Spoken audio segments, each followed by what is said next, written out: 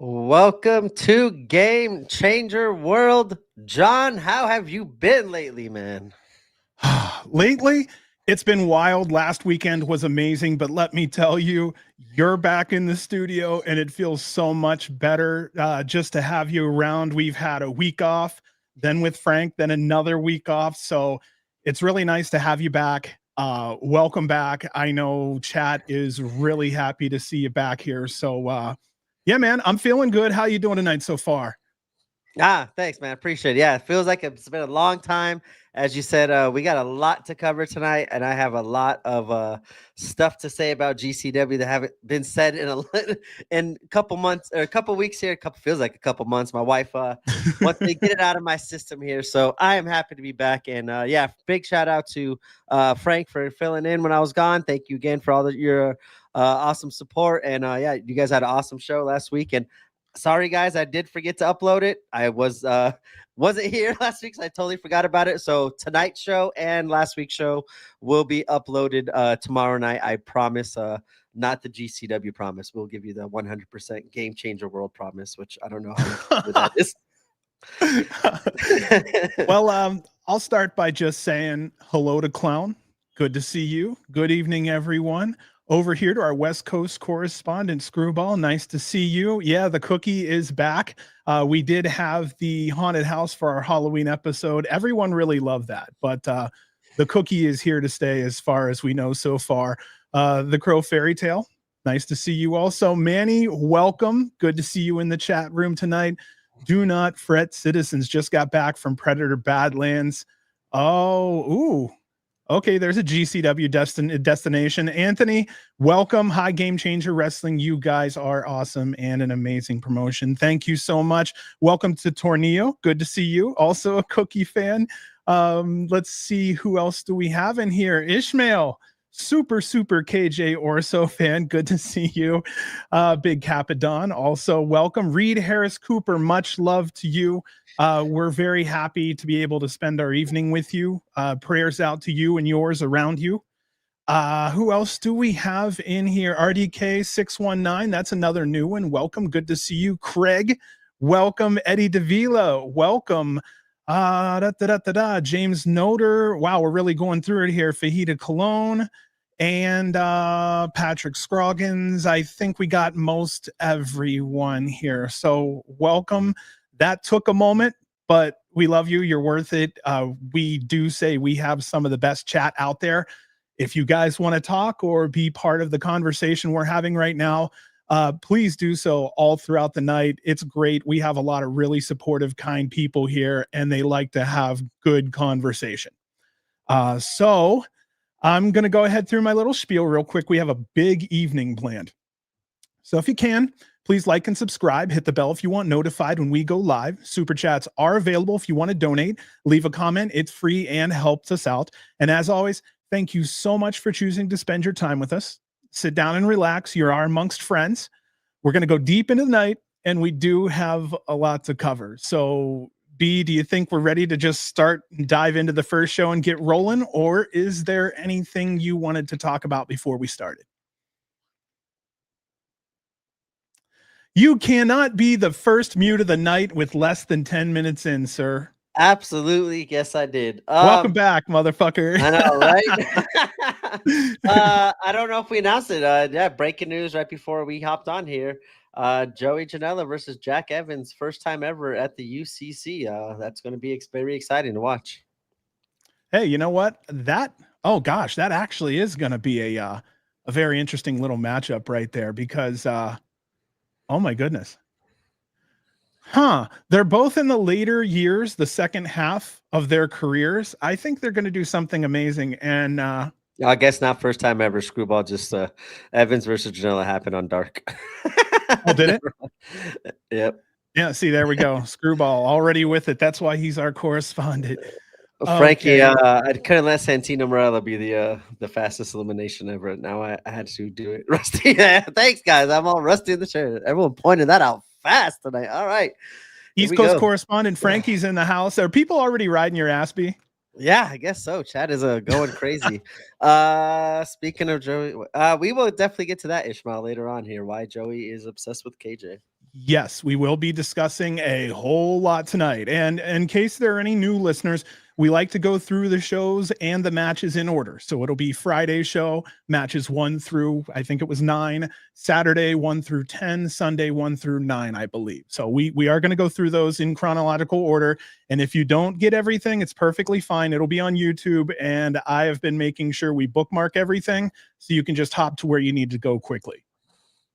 Yes, and for the sake of everything and covering 3 shows tonight, we will try to keep each show within an hour of each other.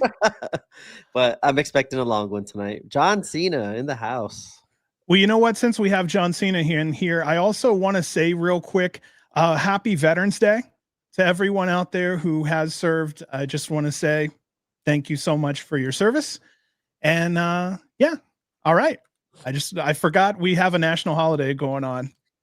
Nope, perfect. You didn't forget. You were off work, huh? Yeah, working, but I was off work. Yeah. All right, GCW's You Wouldn't Understand from the Webster Theater in Hartford, Connecticut. All right, I'll just say what everyone else is thinking. It's nice to finally have some GCW back in our lives. Every time we're off for that 13, 14 day stretch, it sucks. It's bare. You have to go watch other companies. You know. But overall, you know, we'll start here. The Webster Theater, Hartford, Connecticut. This was GCW's 5th time in Hartford. Brett posted hours before the show.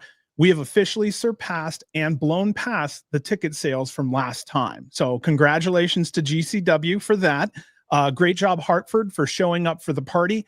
Also, I want to say great job, Emil and Veda, on commentary. I just wanted to say they did a fantastic job. And I know that Brent will agree with me there. Thank you for the shout outs. Yeah, Veda killed it all weekend. I had that later in my notes, but since we're talking about it, get it out of the way before I forget, because there's lots to talk about. But yeah, Veda did an awesome job all weekend, tying into stories and history in each match. I think the whole commentary team did an awesome job all weekend. Well, then the other thing that I just wanted to mention here, and I wish I have fought so hard, and one day I'll maybe get my wish, but we had a pre-show match, and I really, really, really wish we would have seen this one. The pre-show match was a quick scramble. It was Ryan O'Neal versus Devious Cass versus Jay Lucas versus Junie Underwood, Shotzi McKenzie, TJ Crawford. Ryan O'Neal ended up coming out on top on that one, and I heard it was a really good scramble. I fought for the longest time to maybe get that match on YouTube later. Yep. You know, I didn't even know there was a pre-show match. That was going to be my one comment. Why is this not on YouTube? Yeah. I mean, for the fans, obviously. Also, I mean, just for the clicks, there are tons and thousands of fans that are out there that want to see that match, you know, and right now there's a huge, there's also a huge push on Ryan O'Neal right now. So I think that's another reason to get that out there, you know. And how often have we seen Shotzi McKenzie lately? Yeah, that's why I was like, kind of the lineup: Devious Cass, Jay Lucas, Shotzi, Junie. Yeah, that was TJ Crawford. Like, why was that not even like just a thrown-in match? Just go a little bit longer, but that is a little disappointed. But maybe we'll get that down the line in the future. Well, I'm just saying. I mean, there was 9 matches on this show. Why not give us 10? Yeah, that's what I mean. Like, I don't know how long this could have been. You could have made the show a 3-hour and probably 20-minute show. Could have been 3-hour and 27-minute show. Like, with those names value, like, I had no idea this match was on. Like, you're kind of upsetting me now already to start this night. I'm just saying I wouldn't have complained if I had access to it, right? Maybe we'll get that added on our YouTube channel here down below us here shortly. That's my Christmas wish. There we go. Ash and Brett. Ash already working on a game plan for all those dark matches. That'd be cool. Like, even like a little trailer release, like unseen footage. Like, I would love to see like the Vikingo matches that still haven't kind of been posted, that we kind of were told that was going to be happening on the trailer move. Like, those, I think 2 or 3 matches of his haven't been shown in GCW. Those, along with some of these dark matches. Like, San Diego had like a dark match, I think, too. For sure. Ash, please work on that. Keep us in the loop. I've never talked to him personally about this, but I just want to put Ash on the spot. You don't have to give me a yes or no, but I am saying something that a lot of fans have talked about before. Ash, if there is any way we could get a hand-selected group series of shows that are hand-selected matches from GCW, like best of compilations of GCW from different years, I think would be fantastic. And especially for new fans, I think they would love to see something like that. So just putting it out there, but I also know that's a ton of extra work. So I don't want to really, put it out there like that. But let me tell you, if there were some compilations on YouTube or, paid on Triller, man, that'd be nice. You got to be kidding me, bro. 2 times in less than 15 minutes. What is it? You're getting back to it. Yeah, man. Woof. It's been a rough one. They did Hammerstein as well. Yeah, those the Hammerstein pre-shows, like we've seen some pre-shows, like they've been awesome, like with the matches and stuff. Like when it's done, like for the bigger events, those have been cool. But I have got to double verify right now. The Frankie saying the Vikingo matches are, because last I checked about a month or 2 ago, they weren't on there. So I will go back and double check that, because those are kind of some matches, as well as some other unseen matches, I think would be good numbers and a good idea for YouTube. Even like some compilations, as you said, like some talent that we don't see anymore in GCW, a little best of would be kind of cool. That's why I put up what you're talking. Yeah, I would absolutely. Yes. I would love to. Yep. I'm dead serious. Whatever it would do to push content forward, do what we could to get things moving in a positive direction for GCW. We'd volunteer some time to do that. That'd be amazing. Yeah, absolutely. Yeah, we still okay. I believe the thing got re-added. Can we not have pre-show announcers again? Those pre-show. Which ones? Us or the other ones? Sure enough. I think they're talking about the Triller guys that came on. I like them, but I just feel like they're good. They're better looking than us. They're really professional. No. They're very professional.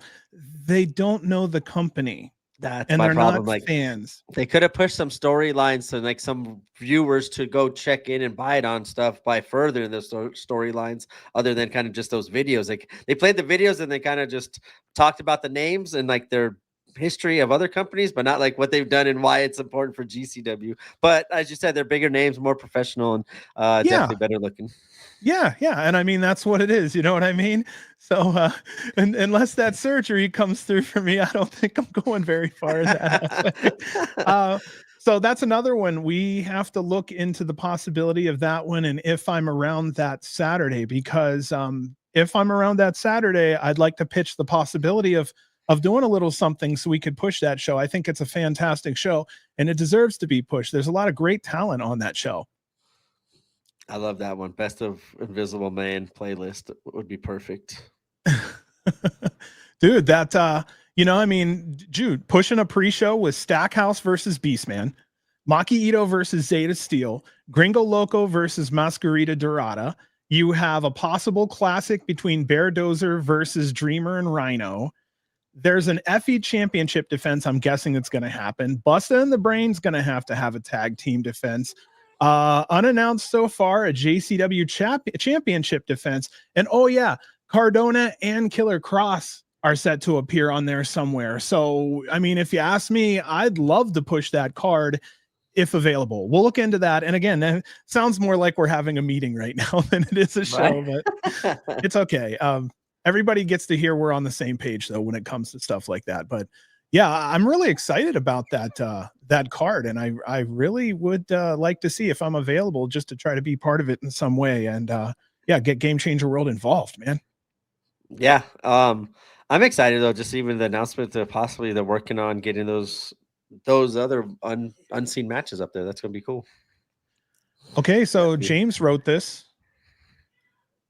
Don't forget, Ricky Stark showed up last year. Any predictions for a surprise this year? I haven't even thought about that.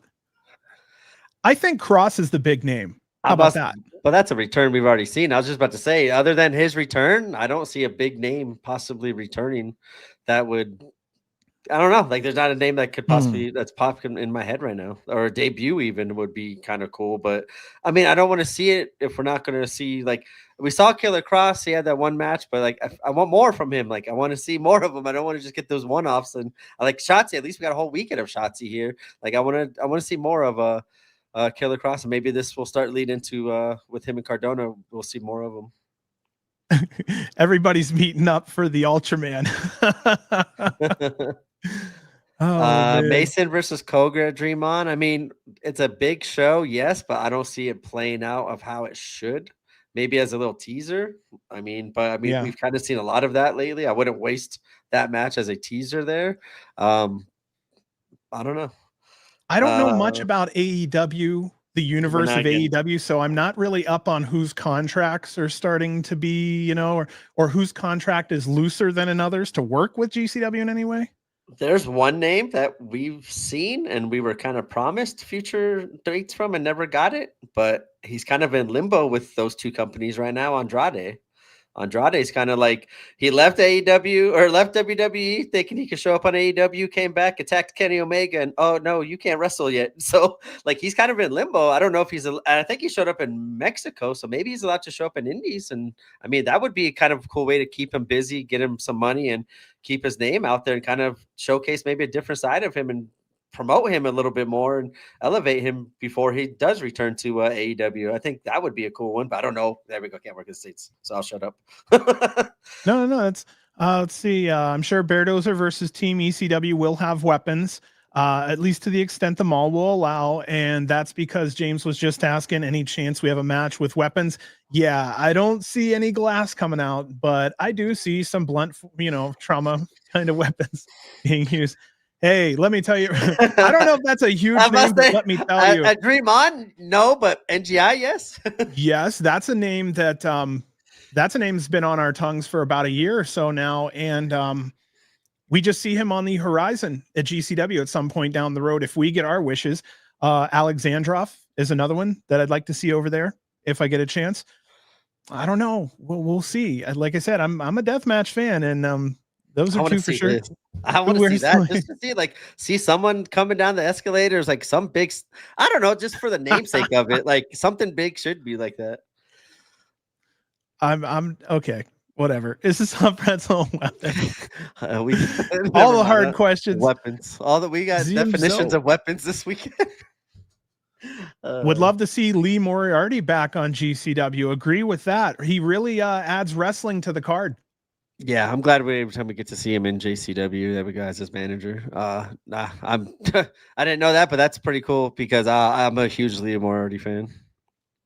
When's the last time we've seen Tom? Yeah. Okay. There's another one where I said he has a tremendous amount of personality. I think he would be fantastic as more of a regular at GCW. Great height and very vocal. Yep. Same. Oh, what do we got right here? Super. Wow. Credence and Mikey. Well, honestly, thank you so much. I'm awesome. Not kidding. We appreciate that a lot. When a donation comes through, appreciate it. Yes. Thank you. Thank you. Absolutely. We donate our time and we volunteer all of it and every little bit. Thank you so much. We were talking about Vendetta. We were talking about Maori. What if Jim Duggan gets Effy? You know who ends up getting the older wrestlers before they retire is Joey Janela. Joey Janela's kind of had quite a few performers that at the end of their career, he had wrestled. You know what I mean? So I don't know. Jim Duggan's the funny one though. Aerosmith should show up. Holy shit. I had a Joey Janela joke, but I think he got himself in enough trouble with this Sean Ross Sapp interview. How did we get the calm Joey Janela on our show for 3 hours and Sean Ross Sapp gets him for 7 minutes and he gets the bad boy and Okay, I'll be honest with you. If you actually ask that answer, I think because he's allowed to have fun and get loose and do his thing, and he's having a good time at a convention, it looked like. Yeah. And with us, Joey came in knowing, this is a more serious interview where, it's more about my thoughts and my feelings and I'm being respected for my thoughts. And I think that's why he gave us that versus, we could have pushed him there. But I'm so thankful we got the Joey we did. How we saw him before the show, even we were like, oh, this is going to be one of those Joey Janela interviews for 3 hours. But no, we got the good Joey. I'm glad we got the Joey we got, and Sean Ross could take the Joey that he got. Man, I was just over the moon with that interview. That's one of the ones that was awesome. I really got to the whole point of those interviews is to just listen to the brain behind the person. And I felt like I really got into the brain and really got to hear about his thoughts and psychology on things. And that's what the podcast and the interviews are about, or things like that. So I feel that when we hit the nail on the head there. Real quick, I guess since we're 30 minutes in almost. Yes. Before we head into the show, I think that we should talk about this before the show and before we get into our reviews. But this comment here at the beginning from Do Not Fret Citizen, with DPW closing down and Prestige and how that influences GCW. I I don't know. Like I was kind of that sucks. Like I was just starting to getting into DPW. They showed up on one of the subscriptions. I don't even know which one I paid for, but they were on there, and I started watching. Their shows are fun, and those are always good. And I was always a fan of Prestige because they worked with a lot of good talent, and a lot of talent that I wish we would see more in GCW. Seeing them kind of fold out here in the West Coast was disappointing, and it sucks. But I mean, that's just. I mean, we've seen these companies kind of come back even and when the time's right. So hopefully it's not all of the end, but I do hope that opens up space for other companies to kind of fill in that void that's going to be missing. Because I think there's a lot of great talent and always space for more independent wrestling out there. This gets deep, but I don't want to go too deep. Number one, I loved a lot of what Prestige was throwing down. I didn't see a lot of DPW at all, honestly, and that's to my fault. The good news is I believe a lot of that is available, and I should be able to see it somewhere. So, anytime a company goes down, it really stinks. I hate to hear it. But at the indie level, you need to know that really when you hear a word like a company, that's really a person. And there are people around that support and help do things, this and that outside, like ring crew, people who help with setting up hotels and this and that. If the owner doesn't do it themselves, and I will say that sadly, the company does not stick around. But the good news is the performers continue to. When there are less companies, generally you will see two things. First, you'll see performers almost getting a little towards oh looky, here we go, good to see you tonight, brother. You're going to see talent kind of flock towards some of the bigger promotions. You might see, and this has nothing to do with fans, but there might be a little bit more fighting for jobs. But also at the same time, the way independent wrestling works that I've learned and it's been explained to me is that when one thing goes away, another will pop up. And I think that's fair to say when it comes to companies, when that comes to podcasts, when that comes to wrestlers. One goes away, there's another one ready to fill its position. And sometimes that's a cycle where it's come in, do this, burn yourself out, and then someone else comes in, does this. That's one of the things we talked about when we had this podcast is volunteering our time, donating our time to do these things. Like, how long can we do this? How far do we take this? Things like that. We had to question ourselves, because that's what independent wrestling truly is. It's working hard, and sometimes it's for nothing, and you're there because you love it, and that's it. We're volunteers who love it. So that's, didn't want to get into it too much, but yeah, when ones go, another comes through. And Aaron, good to see you also, man. Yes, we're getting a lot of love tonight. A lot of love has been coming through here. Jordo, love you. Thank you. Yep, thank you, Jordo, popping in. Definitely got a lot to speak on you again tonight for sure. You and Alec for sure. So before we get into that next match, do you want me to go ahead and play the video of the rundown of what happened on night one? Yeah, let's give it a little breakdown. All right. I just want to say thank you to Ivan, who posts those videos that you see at the beginning of the shows. That is basically the review of the show before. We're going to get ready to run into night one right now. So what we're going to do is play Ivan's video for GCW for night one. We're going to come right back here and we're going to start the review. See you on the other side. I almost got it. I caught myself. I was ready to ride your ass. I was so ready to ride your ass there, dude. I saw the red light at the bottom of that. Nope. That was a catchy one. Excellent job, Ivan. Great job. Got a lot to talk about here. Real fast. Clown with the "My wife hates that young dumb broke" is played in my mix. Good job, Jordan. First match of GCW's You Wouldn't Understand from Webster Theater in Hartford, Connecticut was Teriyaki, supposed to be Teriyaki versus Tony Deppen. Tony Deppen, unfortunately, unable to make it. So I will let you go right into it because I don't want to step on your notes there. Perfect. Thank you, sir. Well, this was supposed to be a rematch of Fight Club Night 1, Teriyaki versus Tony Deppen. Terry opens the show with a mic and he cuts a solid promo. He says, Tony won't fight him. Now, I think Tony hit a deer with his car, and that's actually what stopped him from the whole thing. But again, we get a lot of news on the news feed, so I can't remember, but I think that was his situation. So Terry issues an open challenge to show everyone he's the real deal. And I wrote here, holy shit, it's Matt Tremont. Initially, the music plays and the fans start chanting, "You fucked up." And I have to say, this was a hot Hartford crowd. I want to give them their respect. The place was full. The building was beautiful. But getting back to it, this was not the match Terry normally has. I was wondering if we were about to watch a squash match. You know what I mean? But given the circumstances, I wanted to let everyone know, too, this was a non-title match. Running into roads like, hey, that's true. I was back in Ohio and a pair, 3 deer ran right out in the road like ain't no thing. I'm like, come on, guys.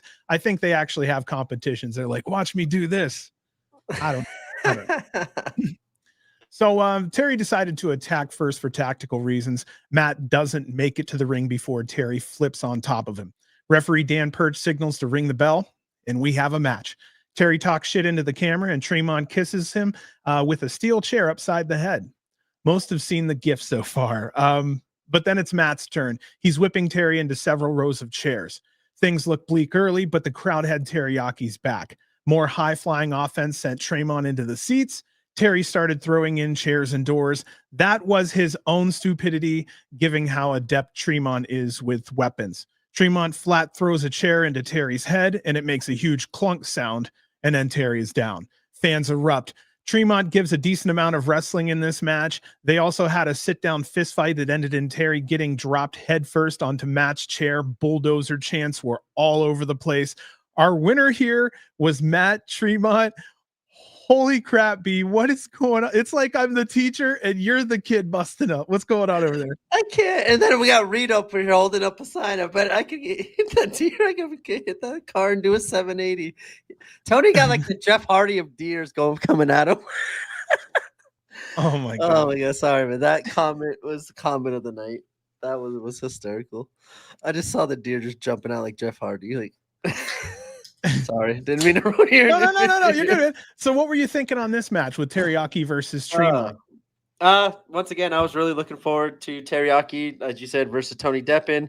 But I was happy that at least Teriyaki got some mic time and cut that promo. I've been asking to see more promos. Teriyaki doesn't really ever get it, but he uses, as he did in this match, the camera. Like he looks at the camera and like he does a lot of storytelling in the little bits of time, not in promo, like actual promo form, but when the camera's on him, he makes the most time use of the camera time. So Tremont, same thing. You said, holy shit. That was surprising to me, but this turned out to be a very fun match. Teriyaki's improved so much with his in-ring work, his creativity and fluidity. But I think, as I was just saying, his facial reaction, selling, and playing to the crowd, especially with Matt Tremont in this one, was a perfect combination for a first opening match to especially make up for what we would have gotten.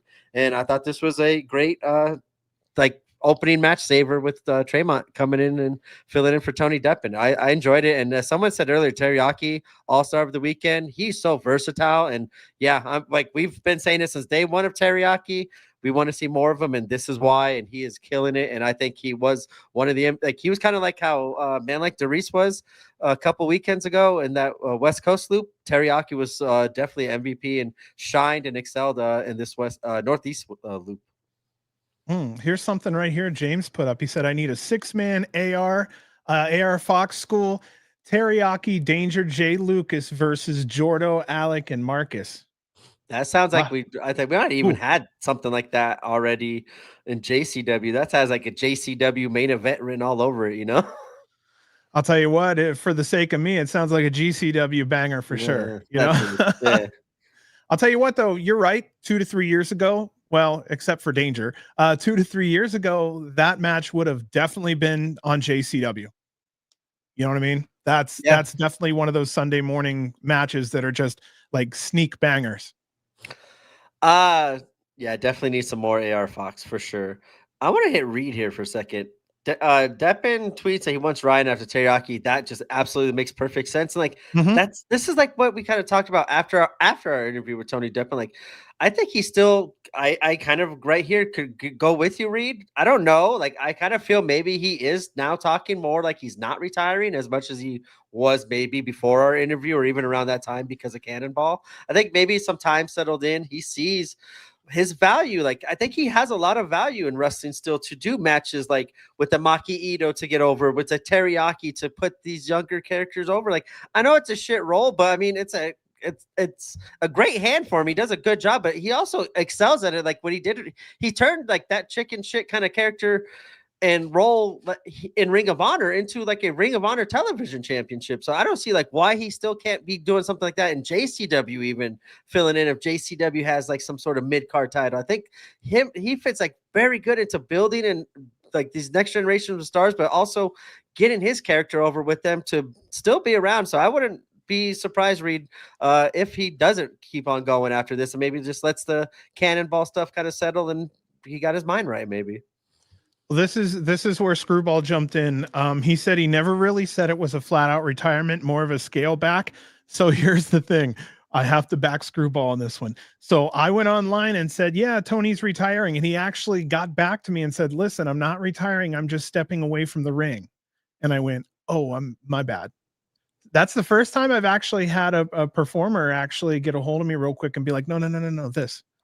Well, so, I mean, even after our interview, it kind of very much felt like that. And like, I know it was a rough time. It did. We caught him at a very rough time with everything going on. But I don't know. Like, I actually thought, I didn't know that. So I'm kind of glad you did throw that out there and push back on me because I did not know that stuff out there. So hopefully he doesn't retire. And hopefully he just maybe does scale it back. Because I think even a scale back Tony Deppin is very useful and fun and awesome to see. And wrestling, just not in GCW, but in wrestling, moving past 2025. We want him happy and healthy above all. Yep. He's got young kids, you know, he really stresses how important his family is to him. And so at the end of the day, yes, get that money, but at the same time, you know, please take care of yourself. I would like to see Tony Deppin in there putting kids over 10, 15 years from now. And, you know, fingers crossed that happens. So then after this match had finished up, Matt grabs a microphone, puts over Teriyaki, AR Fox, and his school. I'm going to stop right there. That was classy, number one. Number two, if you have a chance, I think there was some form of a place where you could donate to help AR Fox's school, the WWA4 school, I think it's called. Off the top of my head, maybe I read that wrong at some point, but I do believe there was something out there to help save that school. And that's a fantastic school that have produced, just like we were talking, a lot of these Southern wrestlers down here out of Atlanta, like Teriyaki, like Bobby Flacco, you know, we were talking about Mr. Danger, Jay Lucas, you know, those are AR Fox people. And if you can, try to save that area because, you know, Atlanta deserves it. Young Atlanta talent that can't maybe just... Atlanta's a tough place. No shit. I come from a poor part of the country. Okay, if you have something that you can do well or something that gives you purpose or hope in your life, then go for it. And this is where I say that AR Fox's school has been able to do that for some wrestlers. And so, yeah, he's doing good things out there. Try to see what you can do to support if you can find anything out there.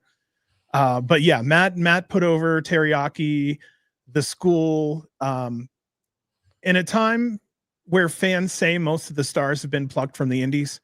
I'm liking how GCW is actively pushing more of the younger talent and helping to create stars instead of just picking up the stars when they leave from this company or this and that. Unfortunately, the way WWE and AEW does it right now, they're plucking stars when they come. And right now, sometimes it's a contest of who can grab who first. And I think that's originally why maybe the WWE ID program started, was to get a little jump on the fact that AEW was just accumulating talent from the indie level, which is another reason why we've never talked deep and about it, to where GCW took an insane hit between AEW, WWE, and COVID. It was just incredible. Where was I at there, buddy? I'm so sorry. I got swept away in like 2 or 3 thoughts there. That's not very professional, but no, you're just finishing up that promo that Tremont did afterwards on on the AR Fox School, and Teriyaki kind of being the future and superstar already. Oh, sorry, I took it from Jay Lucas. I read that. Being in a good place right now, and being the future of GCW. Oh, yes. I know what I was going to tell you. Sorry there, bud. I was going to say that I like the fact that GCW is getting back to building younger talent and pushing younger talent. I think that's essential. Don't wait on stars to be created and then you acquire them. Create the stars. You know, be the center of that universe as a super indie. I think that's where everything should be gravitating around you. You are the sun here. Everyone else is kind of going around you. I think this should be the place where stars should be fighting to come so that they can get that push on a larger GCW platform and try to go further, because we've talked about it before. Tons of talent are watching these shows, including our podcast. You know, got to get out there and do your thing. Holy shit, brother. Is that time number 3? Damn it. It's okay. Atticus just put out a new promo there while you were talking here. It was very interesting. Not a video promo, but just kind of a promo on Twitter here. I think I'm saving it for later here. Yeah, we do have a little something here later that we need to talk about when it comes to that. And you tell me when you want to do that, if that's okay, because I don't know where to put it in the. Okay. Yeah. Okay. Next match was Anthony Greene versus Ray Jaz. Ray Jaz was representing the full-blooded Italians. He was last seen at Bloodsport 14 versus Matt Mako. Greene comes out and we get an AG fucks chant. That's one of our terms of endearment. And fans followed up with a fuck New Jersey chant. These two had a wrestling match. They had a straightforward wrestling match. I can't really say too much more about it. But in this match, I felt like the fans were the ones that were really making themselves the entertainment part of all this. Shitting on Ray Jaz became the crowd sport throughout the entire match. And for me, I know that the wrestlers were having a match in there and they did have a good standard match, but whatever the crowd was coming up with next to shit on Ray Jaz was hilarious. And that's what I was waiting to hear. It's like when you watch a European crowd, you want to hear what chants they have at wrestling shows. Same thing here. Oh, and our winner, Ray Jaz, when he tapped out Anthony Greene to some heavy fan boos. Yeah, I'm always happy to see Anthony Greene in a GCW ring. He killed it all weekend long as well. He always shows improvement, and in this one, he was very awesome, kind of putting over a newer talent to us as GCW fans with Ray Jaz. And Ray Jaz looked good in this one, and he had high energy the whole match. And I thought this was just a good, solid one to kind of put over Ray Jaz. But Anthony Greene always just kind of finds some way to just kind of steal the eyeballs, my eyeballs to him. Like he's awesome, and I want to see more of him in GCW. Same. I think he's got a good look. I think he knows what the hell he's doing. I think we've seen him through at least 2 or 3 different character changes in the last couple years. I don't know. At Green Mountain, I really like the green and white that he was wearing, and I think he also had it in this one. I'm not 100% sure, or I'm mixing the shows even. But he had awesome green and white gear. I'm a green guy, so it kind of worked out. So then after this match had went off the air, we have a promo from Kerry Morton. Unfortunately, he wasn't mic'd properly, so I couldn't hear the promo very well, which is unfortunate because Kerry is an old school Southern heater and one of the types of guys I like to listen to. I don't know if you had anything to say about that before we went on to the next match, or was it a simple promo? You know what I mean? Yeah, I don't have really anything on the promo, but I kind of will follow along with you heading into this match. I was happy to see Kerry Morton back. He's the perfect kind of heel, especially going against a returning Maki Itoh like in this one. So yeah, I'll just announce the match and we'll get into it. Kerry Morton versus Maki Itoh. I'd like to start out with congratulations to Maki Itoh for recently ranking number 241 in the PWI Women's Top 250. In this match, there was a lot of posturing before everything truly got underway. We're getting back-to-back matches with a very strong face-heel dynamic. I found that interesting. We normally don't have that in GCW booking. Moving through that, is Kerry slimming down to a leaner size? I almost asked because, yeah, you could see it too. Because I saw there was a replay video of him, I think, in Vegas, and he was talking on the mic, and I'm like, that is a beefier boy in the replay. It feels like last time we saw him in LA, he was like getting muscle mass, like he was beefing up, but also like in a good way. And yeah, now it's like kind of like he toned down and got skinny, which is good for him, I guess, in NWA. But yeah, I prefer like a little beefier, kind of more muscle, like the old school 80s wrestler body build for his kind of character. And I think he's in his mid-20s. Does that sound right? Roughly? Wow. Well, I mean, I'm just guessing, but I can tell you, you know, it's kind of sounds stupid, but there is that time where, you know, the body changes again, and they kind of call it like a second puberty, where between like 25 and 32, a man goes from that older child, teenage, young body to a man's body. That's where the weight comes on and the muscle mass really builds on. I mean, this could be Kerry leaning down so that he could build on that muscle and really maybe go for a championship run at a bigger company. Real fast, how many years have we kind of seen him around JCW, GCW? Does it feel like to you? I think since you and I've really been broadcasting at least 3.5 years. We've been at it 3.5 years. I feel we've been talking about Kerry that whole time. And at that time, he was a young pup at 21 years old. He is 24 years old right now. Holy crap. That's it. So yeah, he don't even have his man body yet. He still has the older young guy body. I don't know what to call it.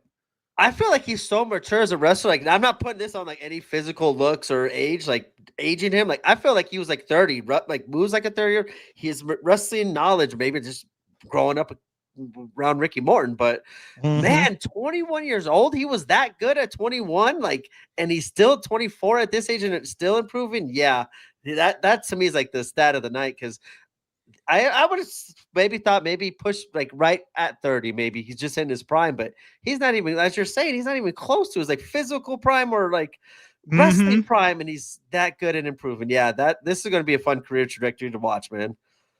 Yeah, professionally, that magic number is like 32, 33 years of age. So, I mean, he's got a lot of climbing, a lot of time to get comfortable on that mic. And that guy's already comfortable on the mic. He was comfortable at 21. Oh, that's interesting. Yeah, I know. I think I know of the older brother, but Reed goes, Ricky's 69. I don't know. Like at 69, I expect maybe a son to be 30, 40, like 40. I don't know. Like, how old do you have your kid? Like, like, I just feel like at 69, I thought maybe Kerry would be older. Like, that's what I'm thinking of. But bro, it's Ricky. Ricky gonna do what Ricky gonna do. Ricky in 2001, man.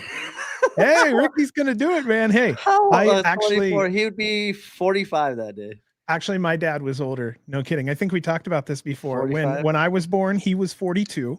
My brother, he was 45. My sister, my dad was 48. 48 years old. Tennessee. Yeah. That goes deep into the Midwest also, buddy. In Ohio. That tonight. All right, that might have been the comment of the night. Keep the comments coming, Reed. Now you guys, I think that's a new one. I thought the Jeff Hardy deer was good, man. That's intelligent. Instead of having them on the road. That's cool. That's good. That's smart. Yeah, as you said. That's highly intelligent. There's too many people he probably rode the road with, and heard too many sad stories of people missing their kids.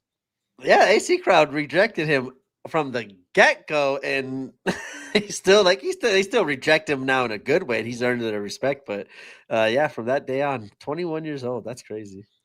I love it. And as you get older, you're like, oh man, is someone going to replace this guy? Somebody, you know what? The future looks bright. There's a lot of people waiting to step into these big places. The future is very bright in wrestling. Yeah, I think it is. The athleticism has went up incredibly from when we started first watching a couple years ago. Right. You know, so so I'll get back to the match. Or did you want to? I'm so sorry, I cut you off there, but nope, I already announced this. Go ahead. Well, either way, with this weight situation, he outweighs Maki by a lot. We still have Maki's gonna kill you chant while Kerry's threatening to leave. We got news on screen that GCW is trending number 9 in the US on Twitter. Congratulations there. The best the best statement I had heard in this match, somebody yelled out, "Your dad gets more pussy than you do." Now that was a flex on Kerry Morton. I think we just proved that point just now. Yeah, I think Sorry, yeah. Kerry. I don't need Kerry after me. I got KJ. We got. I don't need any more, man. We're good. Sorry, Kerry. That fan made that comment, not me. Well, this was a lighthearted match with some wrestling in between. Kerry comically overselling or being cocky. A good example here: Maki's down for the pin, and Kerry decides to jog around her body. Fans really leaned into abusing Kerry, and he welcomed it. Kerry was cutting Maki's head with her pizza cutter. Then he pushes down referee Scarlett Donovan. Dad Ricky Morton comes out to set things straight. He argues with his dad. Ricky pushes Kerry backward. Maki catches him and rolls him up for 3. Our winner in this match at 10 minutes was Maki Itoh. Kerry leaves to "you suck dick" chance. What's your thoughts on this match, dude? I should have just ended it there. That's a perfect ending to this match. Like I was saying earlier, glad to see Maki back in GCW, and Kerry is the perfect opponent. Welcome back to him as well, because it feels like we haven't seen him in a while. But this was a perfect match to Maki pick up a win and kind of start building that momentum again. But also it set up Ricky versus Kerry the next night. It was perfect. It didn't have to go long. Each one got over, and yeah, I thought it was a beautifully done segment. I kind of have a similar thoughts all throughout every show. I kind of have a similar note with like these matches that kind of felt like it was nothing going in, end up turning into like 10 minutes of compact like usefulness for future shows or for what just happened. Like I thought it was a brilliant segment and fun match there. Strike one for you, sir. Oh, so after this match, Marcus Mathers is cutting a promo on Orso and his little brother almost getting hit. That's his motivation for tonight and why he's in Hartford. I thought that was a nice little, again, we get a promo. Love it. It's exactly what I wanted to see and what I want to see more of in GCW, and I'm loving that I'm getting it. And it was like we got the funny little one when he had to do the blindfold match, and that was comical. But now we got to see this, like literally the complete opposite of the seriousness with his brother and KJ, and we get to see a different side of Marcus. And a quick little promo like that, further, like it was beautiful, beautiful segment. Marcus, keep it going and keep the promos coming, please. From a lot of different wrestlers, even I want to see a lot more voices. Even speaking, like I feel like this is that JCW. Thank you, JCW influence that we're getting like these little segments here to kind of lead into the matches, which is perfect. If we're not like we're getting lead ups either by videos or by these little promos, and it's awesome. Keep up the good work, Ash. Production, great booking. I'm glad you made that note because I made a quick little note of it as well. Our next match was KJ Orso and Griffin McCoy going against Joey Janela and Marcus Mathers. As always, KJ grabs the mic from Emil, and then he announces Griffin. Then Griffin grabs the mic and does the same for KJ. Griffin says "mother effin" on the mic. Always, I kind of respect that. I thought that was kind of cool that, you know, for the good and bad, he won't stick with it, but at the same point, he's being a good guy. So again, I actually respect that. Janela, real fast. Sorry, I want to cut you off on that promo.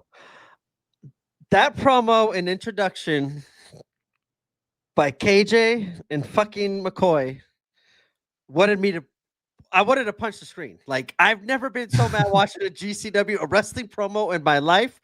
No, Ishmael, I was waiting for you to pop in here and say this was some great parry. No, that was the worst parry ever. And then KJ leads into the whole top guy shit that I wish that Griffin McCoy was done with. And then Griffin McCoy wants to lead into the silver tongue. That was the worst fucking introductions ever. I'm done. Go on. Kate and Ishmael, I knew you were going to say something. I was just waiting for that damn comment. And that's what pissed me off even more, that you enjoyed it. I loved it. I loved it. I'm right. Yes. Yes.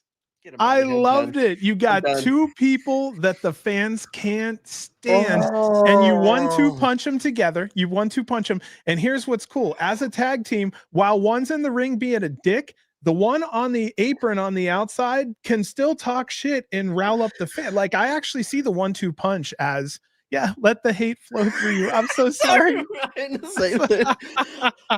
Who was the wrestler? Like, didn't this happen in GCW? Or like, oh, it's Kevin Owens. He got so mad he wanted to punch two people at the same time, and he did it. Like, that's why I just said I wanted to punch both of them at the same time watching this.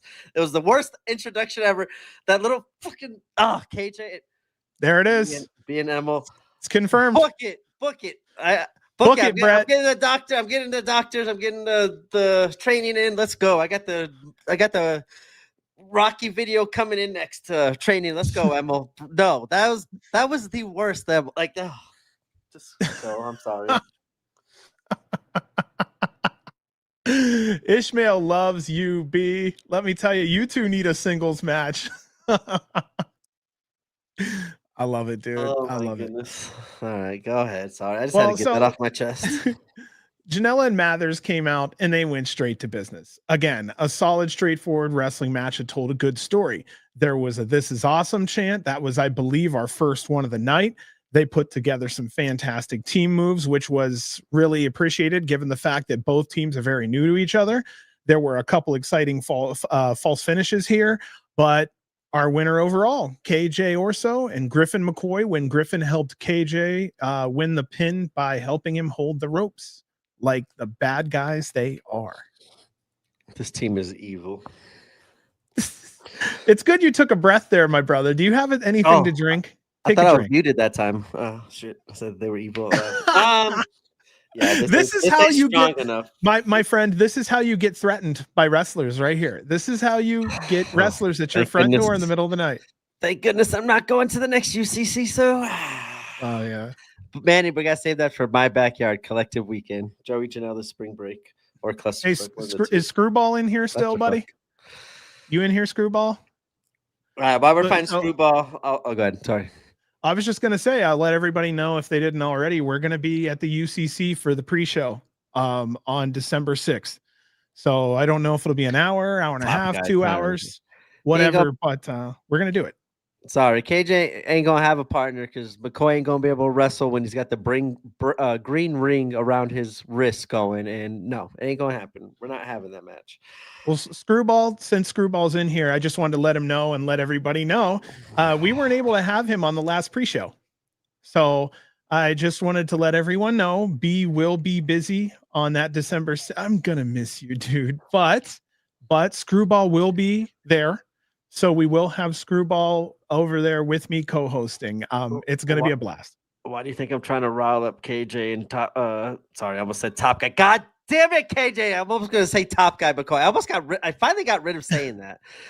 I'm trying to rile them up because I won't be there in LA. So good luck, Screwball, and good luck, John, in LA. I'll be at John's house. Oh, no. Don't get me in trouble. We don't do any of that over at my house. I'm recovering from getting curb stomped. The entire GCW. I hope not. I mean, Jordan was in here nicely. See, like, he came in respectful. He doesn't come in here yelling at me like how Blake does, like how KJ does. Like, God, you gotta come in respectful. I come at you respectful. And we don't smoke blunts at this house. We don't. We smoke them outside the house. We do dabs in the house. It's completely different. Manny, I plan on being back there in February. That was kind of we were talking on about that. Been putting on a headset. Screwball, we can talk about that later. Screwball make this commentary announcement. No, get rid of Top Guy. Delete this comment. Top Guy, baby. Scroggins, we're gonna give you the what was that treatment on accident? No accidental bans. Was it William Bruno that got it? Yeah, William Bruno. All right, back to this asshole of a team. This team is evil. Joey and Mathers, on the other hand, they made a great tag team. The crowd loved them. I thought the match was awesome. And I think I'm going to mention this, and I'm going to mention this a lot. And I was kind of starting to say this when Jordan was in here. This is I don't know. I feel like this weekend kind of really showcased a lot for me here.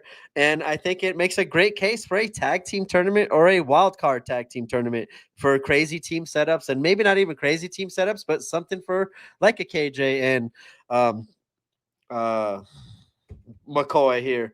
I think it would be fun to, and as you guys said, I hate to agree with you guys as a tag team. They did pick up the victory. They will find some dickhead way to win the match by cheating, and I think they could maybe challenge Young, Dumb, and Price if that continues.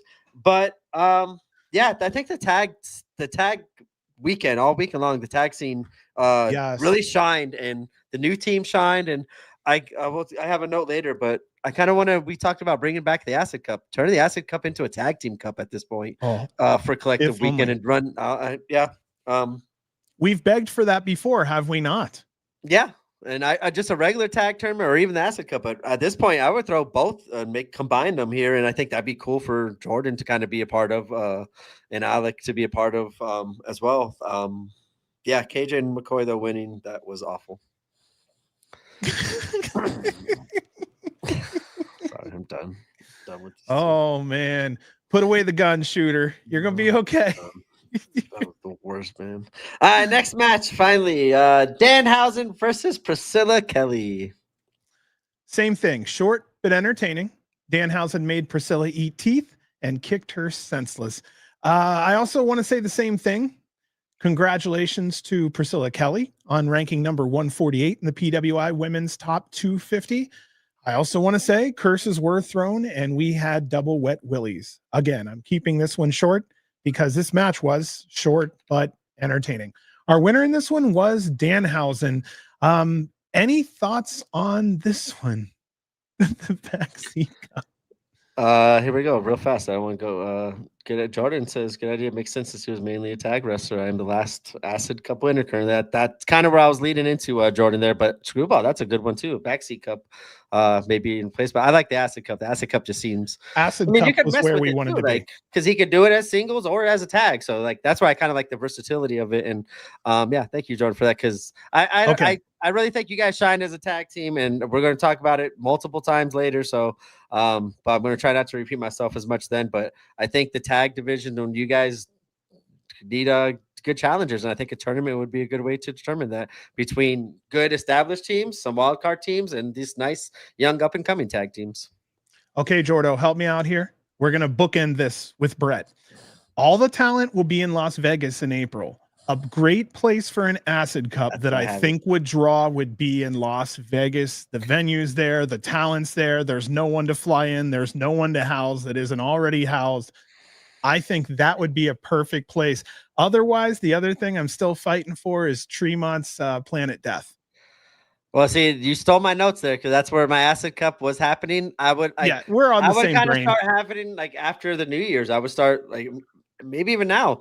I would do it after NGI because the NGI is doing qualifying matches. I would kind of start doing tag team qualifying matches for this, where hey, especially for the younger tag teams that we saw, like this team, like the not Miracle Generation, like because they're more established, but oh my god, off the top of my name, I've seen them once. I apologize for their names, but all the like teams we saw here, the younger tag teams, have them like wrestle in a Acid Cup qualifying match, and the winner gets to punch their ticket to Vegas and compete in the Acid Cup tournament in Vegas. And as you said, all those tag teams are going to be there. It's an easy way to start booking it now and planning it out now with some of these tag teams to have a really cool, unique, different tournament that's not going to be happening anywhere else in Vegas. You got the Acid Cup, and like I said, punch your ticket to Vegas. I think that's a cool idea to start building up in maybe like January, February going into there. Mm-hmm. Build the year around a few tournaments. That's what I'm kind of saying. Have a tag team tournament. Thank you.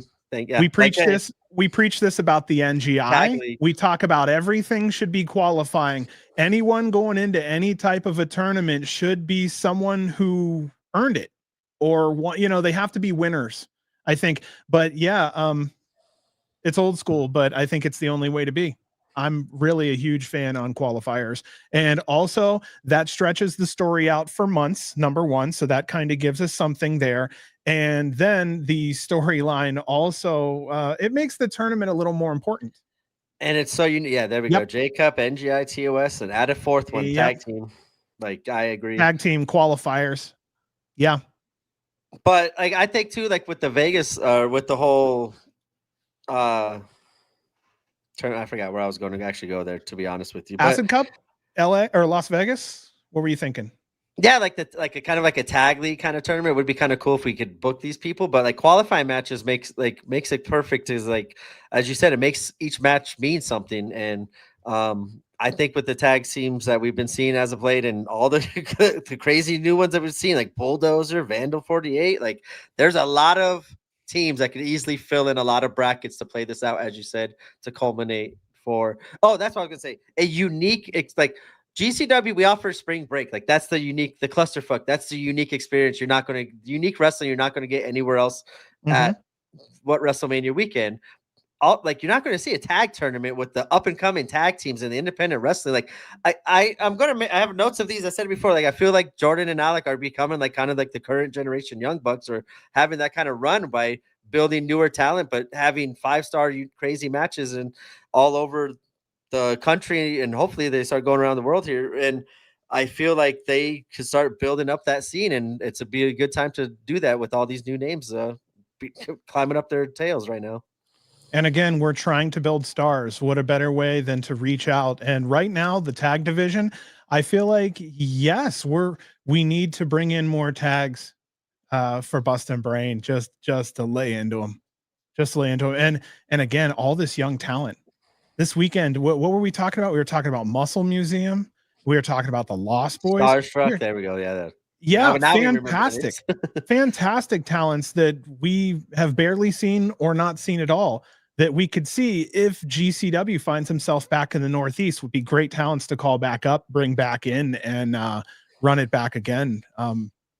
Give a lot of talent some stories and purpose while being on these shows. If they're not going to be having stories, if they're in this tournament, and it kind of gives them some sort of purpose, you give a lot more talent, stories, and feuds and reasons for other fans to get into this kind of tournament or their feud or their tag team. Let's see here. I was just trying to see what everyone else was saying here. Everybody had some interesting opinions. And there's a lot of tag teams. I had a list of like 5 later, but I mean, we just probably added 7 more, 8 more, and yeah, make those kind of qualifying tag matches. That'd be fun. All right. Speaking of tag teams, our next one is a 6-person tag team match, as it is Vandal 48 going against Ricky Morton and Young, Dumb, and Price. You know what? I wrote Young, Dumb, and Price here, but I think this went under Bustah and the Brain. I think that's going to be more of what they're going to stick with, especially with the promos. And well, we're going to talk about that. Ricky Morton's tag teaming with the Bustah and Brain, but I want to do this just because I don't know if I ever have. I just want to talk about Ricky for a moment because these numbers are astounding.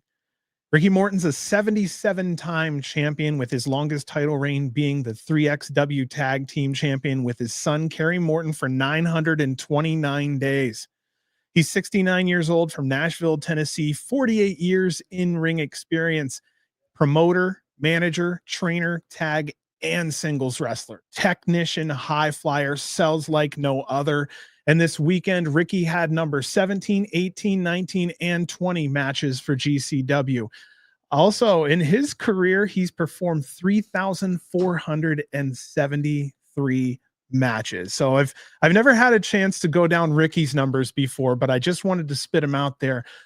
Wow, I don't know how many times I'll be able to speak about another wrestler's stats and they look like that. Yeah, good luck with that one. Ricky got it going on. If Ricky were to ever come on here and you had to give him an introduction, like we'd only have time for like 5 more questions after the introduction.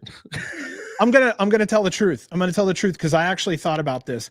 Ricky may be the only person that may make me cry. I'm not kidding you. Ricky was my first ever, dude. That was my first ever favorite tag team. I've been watching them since '85. We have some openings coming up here, right? Well, hold on. So I'm just being honest. My wife 100 times has told me, you need to get a hold of Ricky. You need to get, I've actually, no lie, I've been afraid.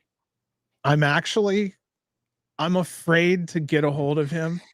But let me tell you, there's the child in me that if I sat down there at 5 years old and was like, you're going to go, interview Ricky like years from now, I'd be like, hell yeah.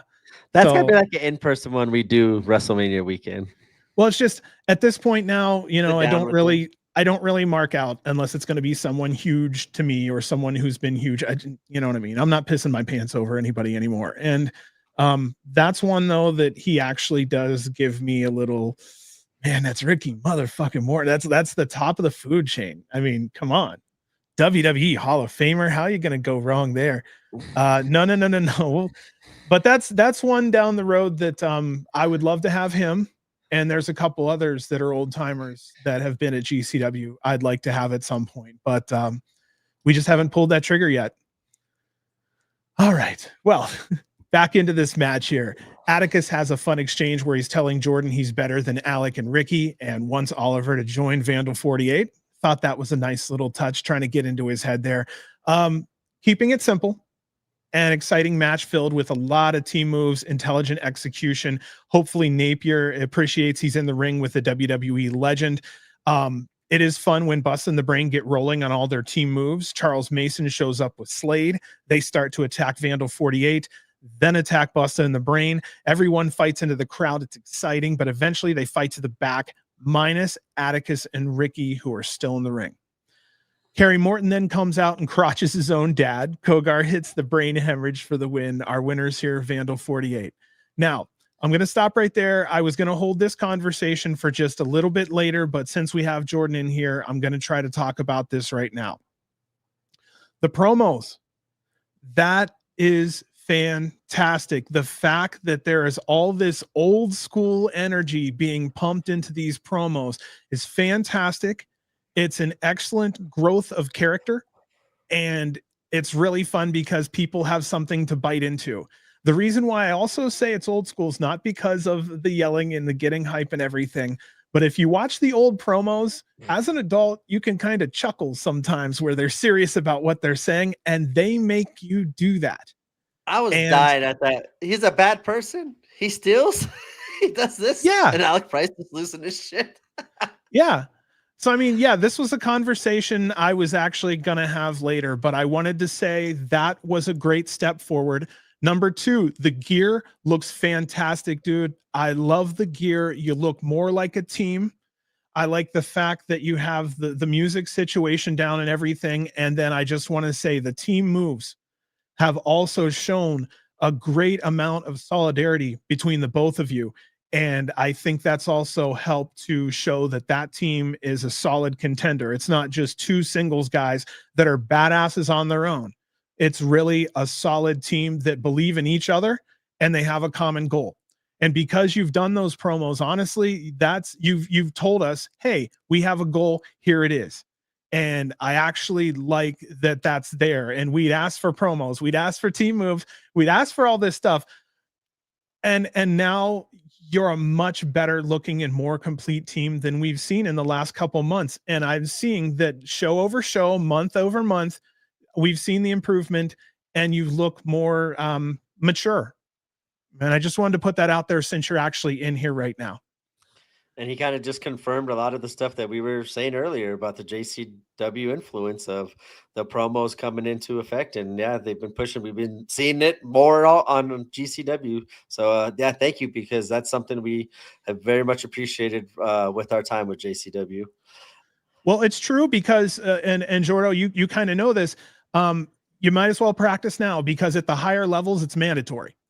So why only so many are watching, you better get those bumps, ironed out now so that when it's time and the cameras are on and a mill's looking at you, you're ready to just do what you've been doing for so long that you're a badass at it.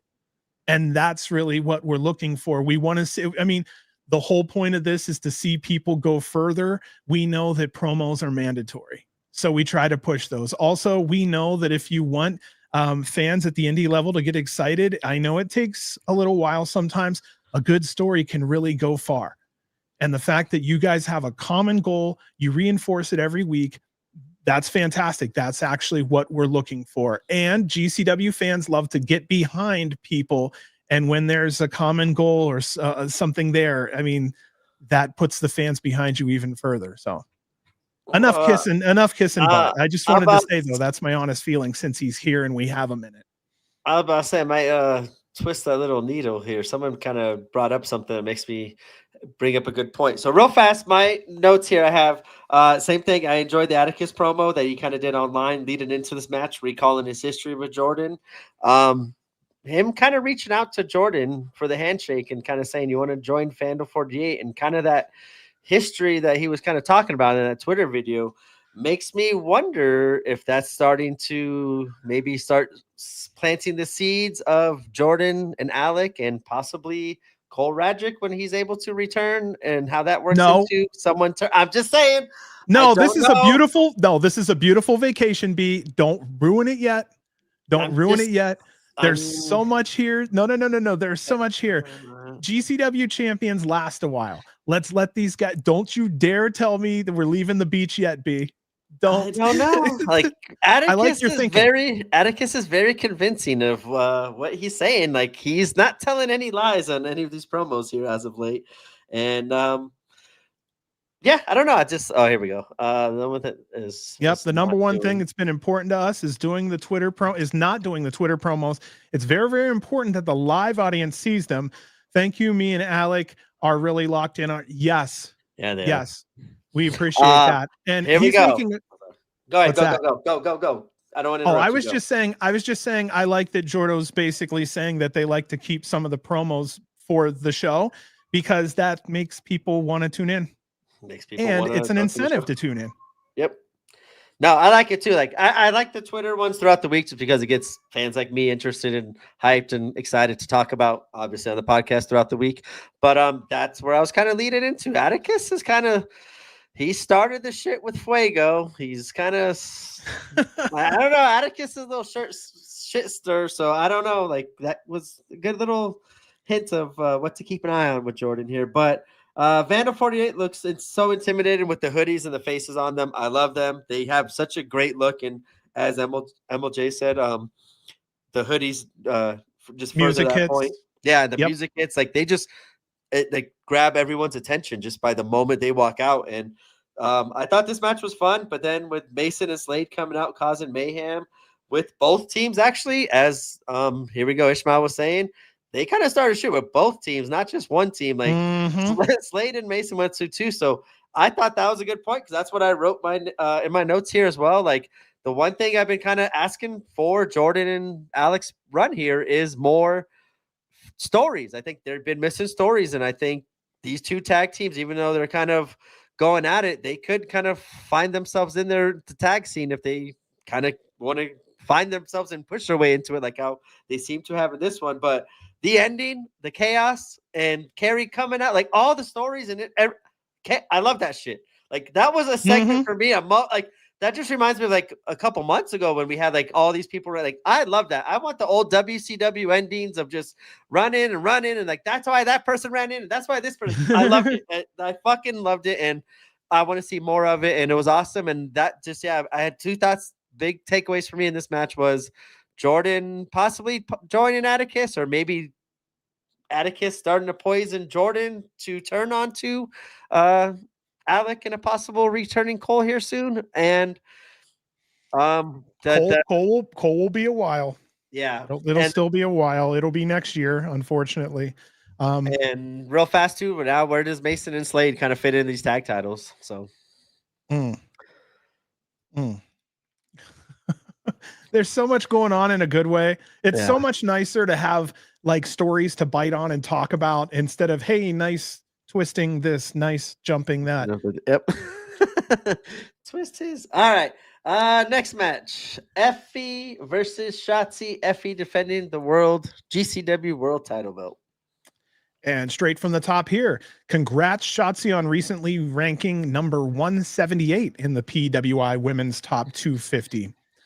Shotzi comes out. She has her Halloween costume on. They had a shoulder tackle back and forth, and he is a lot bigger than she is. Early on, though, Effy got a touch of the ball pit. She has a pink stapler and staples dollars to Effy's head and back. One of the bills was a $2 bill. I'm not big on it, but Shotzi's out there yelling, "Who's got a 20?" The fans paid their money. I mean, you know what I mean? If someone wants to donate, great. But I mean, asking for money is definitely carny at its finest. But we are in the indies. And that's how Effy puts a cigarette out on Shotzi's tongue. Definitely wouldn't have went on Netflix. Chairs come out. Shotzi's laying them into Effy and his balls. She locks in cattle mutilation. And I was wondering, do we have a new champion? Because he was all fucked up here. Nope. Effy brings out a door. Blackheart goes to the top rope and hits a crossbody on that door Effy had in his arms. She brings it back to the ring, and it is flimsy as hell. They fight with it until Effy rejects it and finds 2 chunks of wood. He places one of them between 2 chairs and makes the smallest door bridge you've probably ever seen in your life. Both go to the top. Effy goes through the door bridge. No new champion. Effy kicks out at 2. Effy then hits a sack rider and covers for 3. Our winner and still the GCW World Champion, Effy. Just wanted to say that was also Effy's 37th title defense. Great job, Effy. All right. I gotta be Debbie Downer here on this one. I feel like this match was like lacking the importance that I felt like it was being built up as in LA. Like LA felt like that was gonna be the new champion. Like the whole like momentum, gravity of everything felt like it was going there. And obviously because of injuries, Shotzi wasn't able to perform. But now that we finally got this match, I feel like the buildup and hype kind of stopped. And to me, going into this, I don't know. I felt let down. I just felt like this was another match between the two. I didn't feel like it was the world title match. I feel like the lack of seriousness of the world titles and some of these matches with Effy, as I'll get into later with Danhausen, is kind of hurting for me as the 37th title defense. That's just my opinion here. I don't know. I just felt like this match was what I expected. It was good. It was like had all the spots and everything I thought it would be. I just for it being a title defense and not even like the main event and just kind of and thrown in the middle of the card there. Like I feel like the lack of importance of the GCW is world title is kind of hurting kind of like a lot of the shows and the world title picture right now. And I don't know. I thought like if all the nights it was going to happen, maybe since it was going to happen in LA and we didn't get it, maybe it was going to happen on this trip to start off this crazy weekend that we would get of night 1 and maybe seeing some chaos. But yeah, I was kind of with the fans themselves chanting new champ and hoping we get something, but we didn't. And for me, I feel like we just need a new champ at this point. I will hit it later, but Atticus's promo is spot on. Like we were going to leave we're leaving this weekend with either Effy as our champion and defending against 38, 39 opponents, or we're going to have a 70-year-old Kerry, not Kerry Morton, sorry, Ricky Morton walking out as champion, or Shotzi, who doesn't even really wrestle for GCW that much anymore as of late, who just kind of popped in and has lost some matches. So I think his promo was kind of really spot on and told a lot of truth like his promos always do, but I agree with them. And I kind of, for me, that's where I'm at this point right now. I feel like we need a shakeup in the GCW world title scene. And for me, I was left a little disappointed because I was with the fans chanting new champ. But this is not a knock on Effy. This is not a knock on everything. I feel like Effy has had a lot of unfortunate series of events since the moment he won the title the title at Hammerstein. The moment. Now. I feel the like moment he won, dude, it was terrible. I felt so bad for him. He won in front of a Hammerstein crowd in hour 4 or 5. Everybody was dead. Half the crowd had to leave to catch the last train or bus, if I remember what Frankie was saying. The people who were there were dead tired. I felt terrible for him because after all of these years and all of that touring, and then injuries, like the big title defenses that have the injury, like I feel like he's had a lot of bad luck turns. Like that's why I want to stress this by saying this is not a knock on Effy as world title holder. It's just unfortunate series of events. Even if like right here, great point, Clown. Like you could have had Shotzi win day 1, Danhausen win day 2, and then Effy wins it back day 3. Like it would have made it fun again and interesting. Like, oh shit, like Effy got lucky, he got it back. And with these injuries and like how he was playing into those injuries going into the original Shotzi match, like maybe all this could be coming back. And like now each match, even though it's Kerry Morton, maybe it feels like Kerry Morton could sneak one in, or whoever the next KJ is the next opponent at Dream Alive. Like I just feel like even that quick series of events could have added so much more breath of fresh air to this world title defense, and like this is not a knock on Effy and for like, but that's just my opinion. Like I agree right there, Clown, and like a lot of fans are saying here. There we go. That's Bro. Yeah. That's the one I was looking at. I was like, unfortunately, it kind of feels like it's a lot of the same shit. And it's like, wait, you just took all these three. I don't want to beats and call you it got a shit. quick roll up. I know. I mean, like Yeah. yeah, I don't know. No, I know what you're saying. What you're basically saying, I'll say it for you also. Number one, Effy's one of our favorites. Yes. My wife loves talking with him, watching all the shows. We watch all, I mean, anybody who watches Game Changer World knows we heavily promote Effy, whether he's a champion or not. He's always been fantastic to us, reciprocates always. And so that's one of those ones where we're always going to be on his side. I will say the championship started bad. His work ethic has made that championship something. I'm not against him breaking a record on the championship defenses and then maybe handing it over. But I'm with you on the other side of the coin, B, also, where we need to hotshot this fucking belt every now and then. What's wrong with a little, surprise? Hey, you're going to hold it for a night. Nothing wrong with that. First of all, that champion would have been Shotzi, who was on WWE TV for the longest time. Then you hand it to Danhausen, who was on AEW TV for a small amount of time. I mean, these aren't nobodies. Killer Cross even was in the fold for a minute and might still be around in the fold. Like, I'm not against Cardona if he had a new character, but it would have to be starkly different, not just him with a little extra pepper on it kind of thing. You know what I mean? I don't know. I do want to see him have another run at GCW. This was not the one he wanted. And this was not the right timing, unfortunately. You can't hold that belt professionally and be happy knowing that your friend is back there and you have no idea how bad that leg is. But she snapped it. Like that's come on, man. Like you can't enjoy yourself. He didn't have a time to breathe and enjoy himself. And then he gets injured on his knee. It's like the whole thing is just, yeah. And I would like to see him come back strong, refreshed, maybe with a new character and go from there. Ishmael, I hate to agree with you.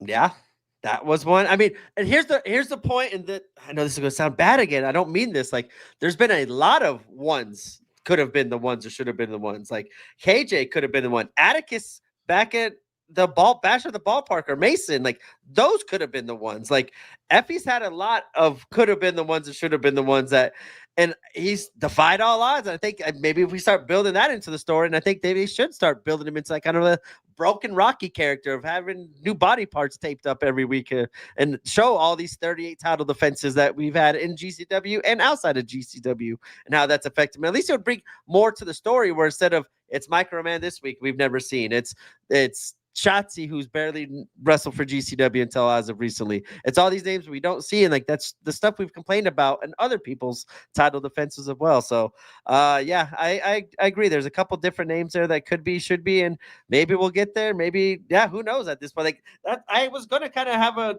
note on one of these ones, like who's gonna be the one to take it off Effy, and when is it gonna happen at this point? And like, maybe that's why it's still on Effy, my friend.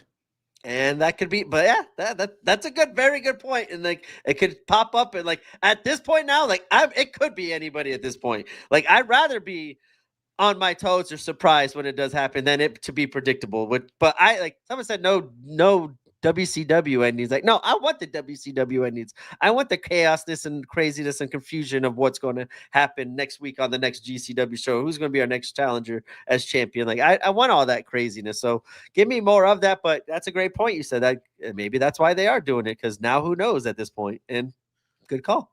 Who would you, I mean, without naming names, but do you have a handful of names where you say that's my champion for the next 2-3 months? You know, those 3 names were good. Yeah. Okay. Do you want me to pull up the Atticus tweet? Right. I guess we're talking about it, so this makes sense. So let me pull up the Atticus tweet real fast and kind of give you word for word of what he said, because it was awesome and kind of goes into what we're talking about right now.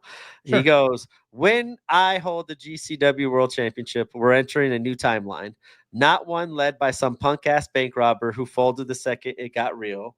Not one where clowns forget this place exists or use its name to hide behind their anger issues. not one where somebody turns their back on their own SGC family and sells their soul for a spotlight. This era is going to be built by the Vandals. You can't stop me. And I've said this since his first promo when he returned to GCW. Him resetting this timeline is a whole like NWO invading WWE injection of a storyline and a promotion that if Vandal's running this shit and it turns into Vandal GCW for a little bit of time or something like where he's running it and how he wants to do it and like the power dynamics that if you want to play into that, like I think that there's such, as you said, 2-3 months even could be awesome. Like even as a, what is like, we had RSP vacation, like we had that something similar, and that was kind of like the one of the best hottest times of GCW because of all the cool shit that was happening outside of it. I think we could do something similar in Atticus's version and in Atticus's, as he says, timeline and his vision. And I like, for me, that's who I would pick as a champion right now. Now, as a long-term champion, that's who it would be. But if we do a couple different champions to get there, and I would love to see somehow Mason be involved with that because I don't think that story is ending. And I think right now, those are the two hottest names. KJ's up there. I hate to agree with Ismail. KJ is up there too, to possibly be up there for world champion and take it off. I for me, it would be Atticus, in my opinion. But there's a lot of cool ways to get there. Well, the other thing is when he's champion now, how do you book him? Because normally, I mean, you know what I mean? It almost looked like he's poking downward because he's going to do a bunch of promos on people, which is fair because, I mean, if you're going to create that much media attention and whatnot, you should be a star. Have people fight through Vandal 48 to get to him. He could still be there and still be a presence and still be a show and still be a champion, but also be the kind of dickish heel move. Like it's like he's creative. Like I give him the shot. Like that's what I'm saying. Give these wrestlers a shot and let him go with it and see what happens. But that promo was strong, and for me, that's where I would go as Atticus right now for world champion. I like how he walks the line a little bit towards a shoot also, so the smarter fans kind of bite on it, whether it's true or not. Like, you know what I mean?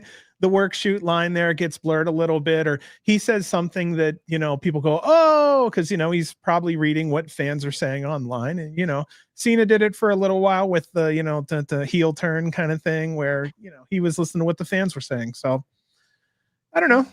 We'll see. I'll just go ahead with this real quick and mention here that we did have a video showing all the numbers for NGI. I was a numbers guy, so I thought it was really cool.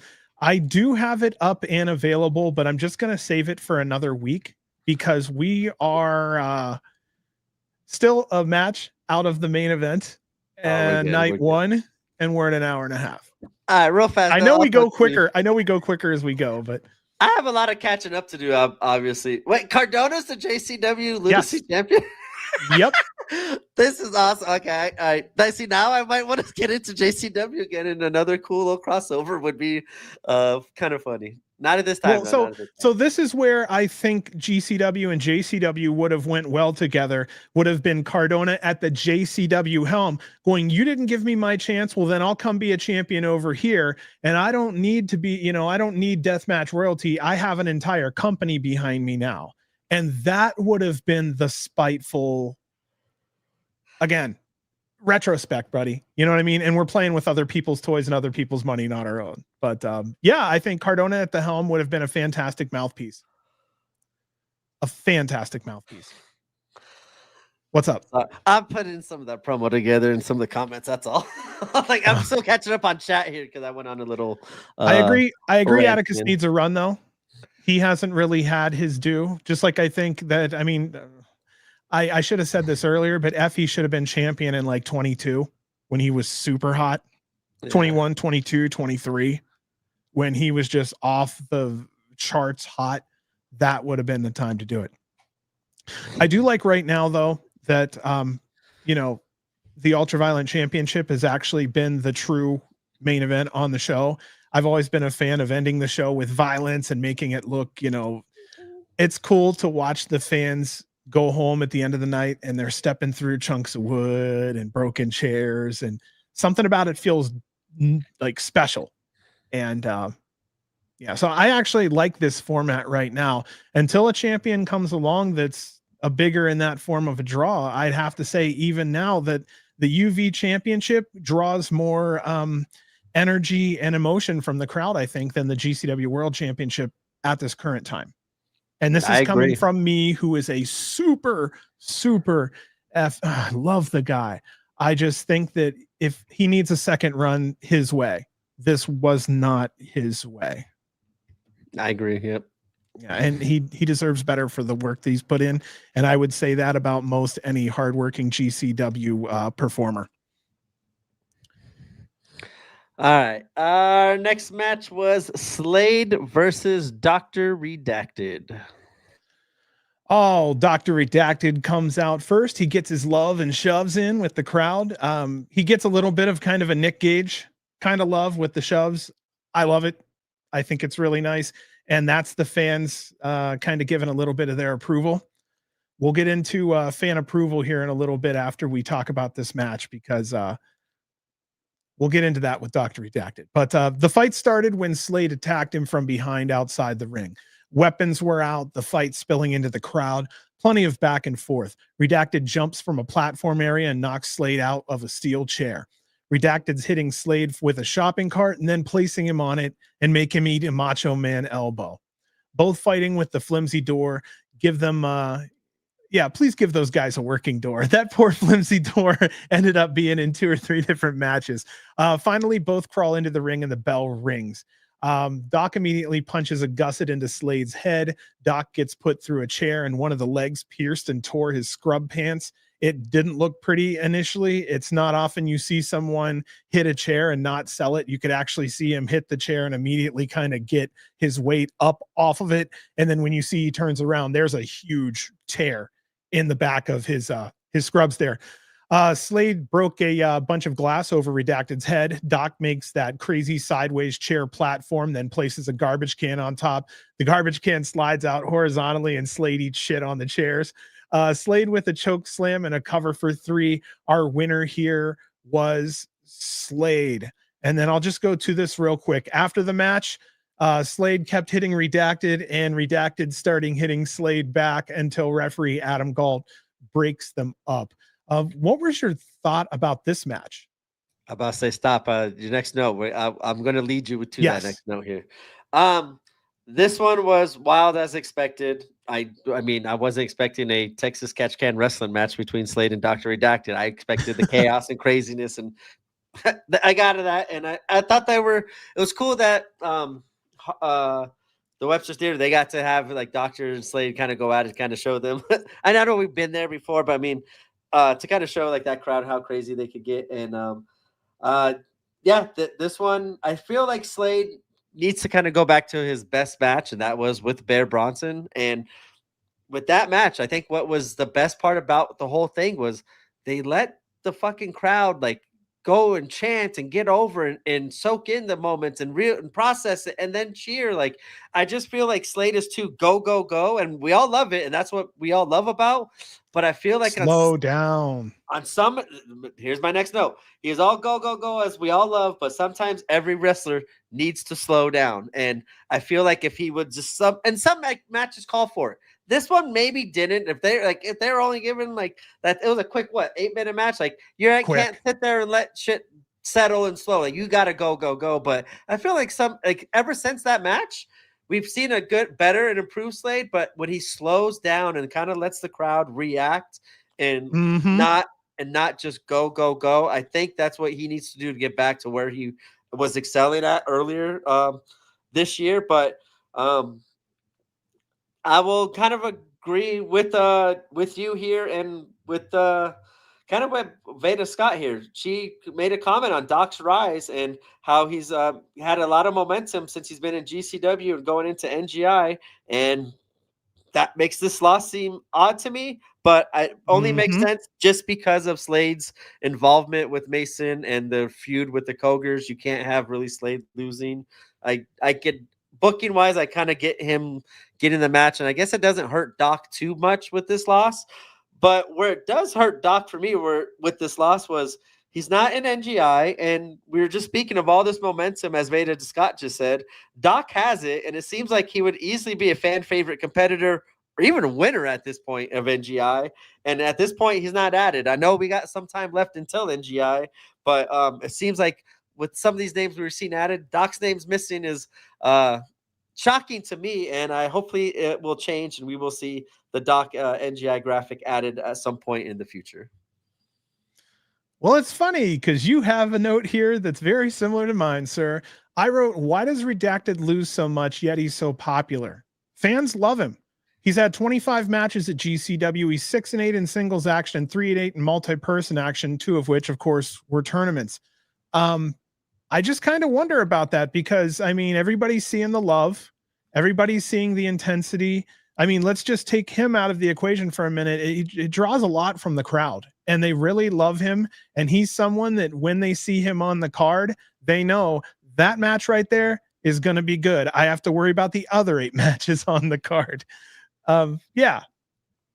He kind of like is filling for me. Like that was like the Matthew Justice SGC kind of void where like, we just know that they're on the card. There's going to be chaos and in the crowd, you got to watch out. You don't know what's going to happen. You and look I feel like to it. Yeah, and Doc fills that void because all his matches are not going to stay in the ring. They're going to go out of the ring. They're going to get crazy. He's going to get hit in the head with his trash can. He might hit somebody else in the head with his like his matches get crazy and around the ring. I feel like he's filling that Matthew Justice, like, oh shit, this is going to be a chaos kind of match void. And I think, if I remember correct, wasn't that his really first match in GCW was Doc versus Justice at UCC? Because I think that was the match that made me want to go to that show. It was like, that match is going to get fucking crazy. Like, I don't care about anything else. I just know those two are going to tear the house down. So I feel like he has that it factor right now in the deathmatch scene. And it's kind of weird him not being announced for NGI yet, but maybe down the line here, we'll get a NGI qualifying match where Doc can qualify to get in, hopefully.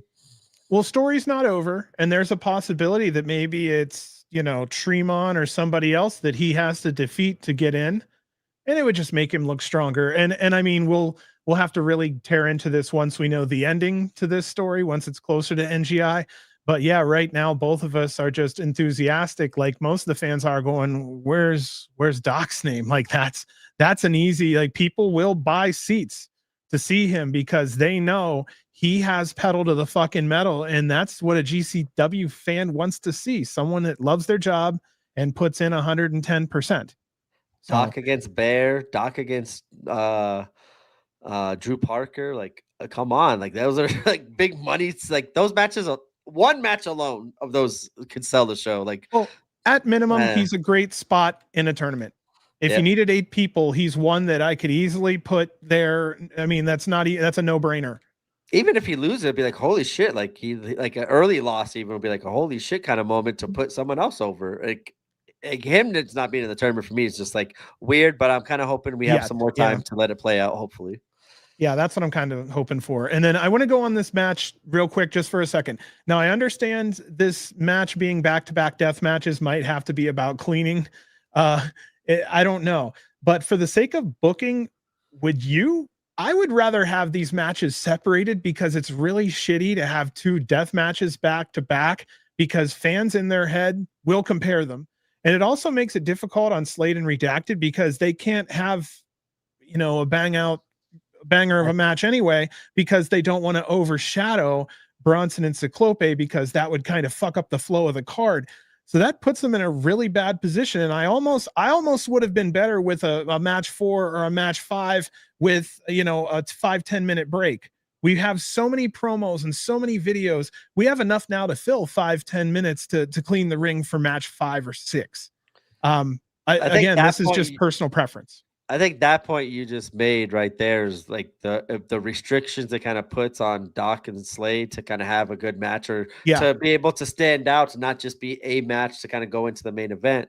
Like, it gives each match a purpose and a chance to kind of steal the show in the spotlight if they maybe had a chance to do something earlier. But I think both, like, as we kind of see, Slade and Doc are 8 minutes is probably good enough amount for them to kind of have a crazy death match and not be the main event because of just the stylistic workings that they were going. But if they were definitely like the only death match on this card, I could definitely see them getting a lot longer to go with. But with Bear and kind of Ciclope wrestling and doing a little bit more wrestling with their death matches, not as chaotic. I kind of feel like the fans at least got to see, as you were kind of saying, a different variety of death matches instead of just kind of seeing the same shit in both matches. And I think that's where I love Doc and Bear. Doc for his own reason, but specifically Bear for what he's provided to the deathmatch scene in his matches and the actual wrestling and psychology that goes into it. I personally don't mind it, but I could see where, yeah, as you said, it hamstrings the two previous competitors. I just feel like this match was about 55% of what it could have been. I'm not saying I want the main event because it's not the main event. I'm just saying it's 55% of what it could have been. And I think it would have been much better as the match right before the intermission and let them go 80-90. Not main event, but just 80-90. And then let the fans kind of forget as other matches are now going on. And then when the main event goes on, as Tremont matches always do, the fans will sink in and go nuts. But at least that gives a little separation. So again, because in fans' heads, they're going to compare the two. And nobody wants to be the lesser death match. And you definitely don't want to take two people, Slade and Dr. Redacted, that are hot right now and put them in a position where they're going to look lesser than. You're deflating your own balloons that you spent time puffing up. Like, again, I'm being picky, but I feel like that's a good reasoning. Well, I could definitely see what you were saying, like Bear and Ciclope. Let Bear just kind of dominate Ciclope for 8 minutes and let Slade and Doc kind of, since Doc or Slade has the kind of story going on in the main of, let him kind of main event, maybe do some weaving in us that way and let them kind of tell story. But as you said, you're giving the two hottest competitors their chance, where Bear is the hottest one out of Ciclope. No offense to Ciclope, we love him, but right now Bear's the hottest one, maybe out of all three of them. But give him that quick little pop and, oh shit, like he just dominated him and just escalated him further in that 8 minutes, and then let Slade and Doc do their crazy shit for 20 minutes to end the night and send the fans home like, what the hell just happened there? But yeah, that's neither here nor there. So that's little things, but that's a good thing you kind of noticed there that I didn't really think of. It was just a small nitpicky thing, but Nashville Assassins had said there that, these back-to-backs means that fans that don't like it or feel that it's maybe too dangerous or not for kids, and I think that's 100% fair, they don't have to be there. They can leave. Also, doing it at the end of the night means that the kids can get home a little earlier and you don't have those little shits out an extra hour, So I mean, I can see that point also. But again, I think here there's no right answer, just two schools of thought, and I think it's cool to explore both sides. Yep. All right, and that will lead us to our main event, as it was Bear Bronson versus Ciclope. All right. Referee Scarlett Donovan is on the job for the main event. Welcome back, Ciclope. This is match number 146 for him at GCW, by the way. His all-time ranking sits at 77 and 69. Bear was out second. There were huge Bear chants. Old school meets new school in this match is kind of how I like to put it. We have the old school GCW death matcher Ciclope meeting the new school death matcher in Bear. Both start by busting tubes over each other. Then we're on to bundles. Good on Bronson for saving a fan from getting fallen on. They fight into the crowd, Bear crushing drinks with the fans. A fan has an ECW championship belt and Bear hits Ciclope with it. Bear has an I love ECW, GCW feel to him like Tommy Dreamer had. Ciclope puts Bear back first through 6 chairs. They get back to the ring. Ciclope is busting a bundle over Bear's back. The impact of blood is instant. Good brawl for minutes back and forth. Bear goes through a plate of glass, jumps back up immediately. I've noticed he likes to do that. He does those spots where it's like, okay, you think he's going to be down and then boom. And it's gotten him the pop I think he's been looking for. Ciclope goes through glass. He's back up. They clothesline each other and are both down. And that's when the GCW chants and This Is Awesome chants begin. It was a great rest spot. There was a fun spot where both look at the camera and smile at each other. They get on their knees and start to slug it out. Bear builds a door bridge. Ciclope takes a top rope Bear and slings him through a door bridge. Bear immediately puts Ciclope through another pane of glass. More bundles are out. Ciclope goes for 3 and Bear pops up at 1. Ciclope does the same a few moments later. Bear dumps out the tubes. They start hitting each other. Then Bear starts to break the tubes onto himself.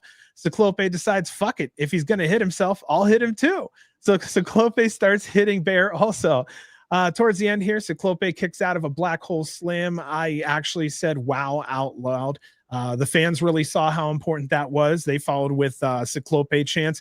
Bear spikes Ciclope on his head onto a chair and covers for 3. Our winner in this match. And what was this? Close to, 16 minutes almost. Banger of a match here. Bear Bronson's our winner. What were your thoughts on this one? I thought it was a good showcase main event for Bear to kind of once again have another deathmatch legend notch underneath his belt. As you were kind of saying, some of these names that he's been able to kind of perform and go against are the who's who of deathmatch wrestling, and he's knocked it out of the park every single time. So I'm always happy to see Ciclope back in a GCW ring, but Bear going through the deathmatch legends, and now, as we kind of see, I don't know if we didn't make mention of it, but online he got some recognition in recent wrestling publications showcasing and acknowledging his improvement since leaving AEW, making a name for himself in GCW and other places. It's kind of nice seeing other people seeing him finally get to a chance to show what other people have been missing. And for me, this main event was kind of a cool showcase to, as we'll get to here, going into your next comment, I guess. I just wanted to put down here what an ending in main event. I enjoy this star because that was only Bear's 10th match at GCW. And that's when we got the announcement Bear Bronson has entered the NGI. Was this considered a qualifier? And if not, should it have been? Yes, should have. Thank you. I fucking know. Yes, that's an easy. Dude, all you have to just put is qualifier match. I mean, I think there's already a graphic, blah, blah, blah. You know, Ivan would have to throw some. But I mean, overall, why not bump up the importance? The main event gets a fucking qualifier match. And for one night only, maybe one night only, Ciclope could be a dickish heel and kind of be like the one that prevents Bear from getting into the tournament. Yes. He could do it. Now he plays into the crowd, and the crowd, like on every near fall, you like, holy shit, this is Bear's chance to get eliminated, and we might not get Bear in NJ. Like, that's something easy like that could have been added a lot more to that main event at the end of the night. But I'm happy with it. And I know we're nitpicking, but it was fucking awesome, though. I was right there with you, man. I thought I saw that before, too, but I know they were making a big deal at the end. Like, oh, he's finally announced. Like, I thought I saw that somewhere, but maybe it could be, yeah, he was announced. That we saw. Yeah, he was announced beforehand, but they kind of made a deal about it. So I'm like, okay, I'll just make a deal about it. He's announced. Same. Anything else about this show before we kind of move on, and I'll play the video for show number 2? No, I just thought that was a strong week. Like, someone made a comment, like, that was our first time at Webster Theater. Like, I thought we'd been there before. No, we've been to the Webster. Yeah, we've been there. Okay, someone earlier made a comment on that, but yeah, great starts to the weekend. And I'll be honest with you, I thought there were only 2 shows this weekend. I did see all 3, but like at this point, I was like, oh, I only got a Saturday night show, and then Saturday night mentioned something about Sunday. I'm like, oh crap, I got a lot to watch. So I was looking forward to the next night, feeling to be not knowing it'd be the middle of a end cap of a 3-show weekend.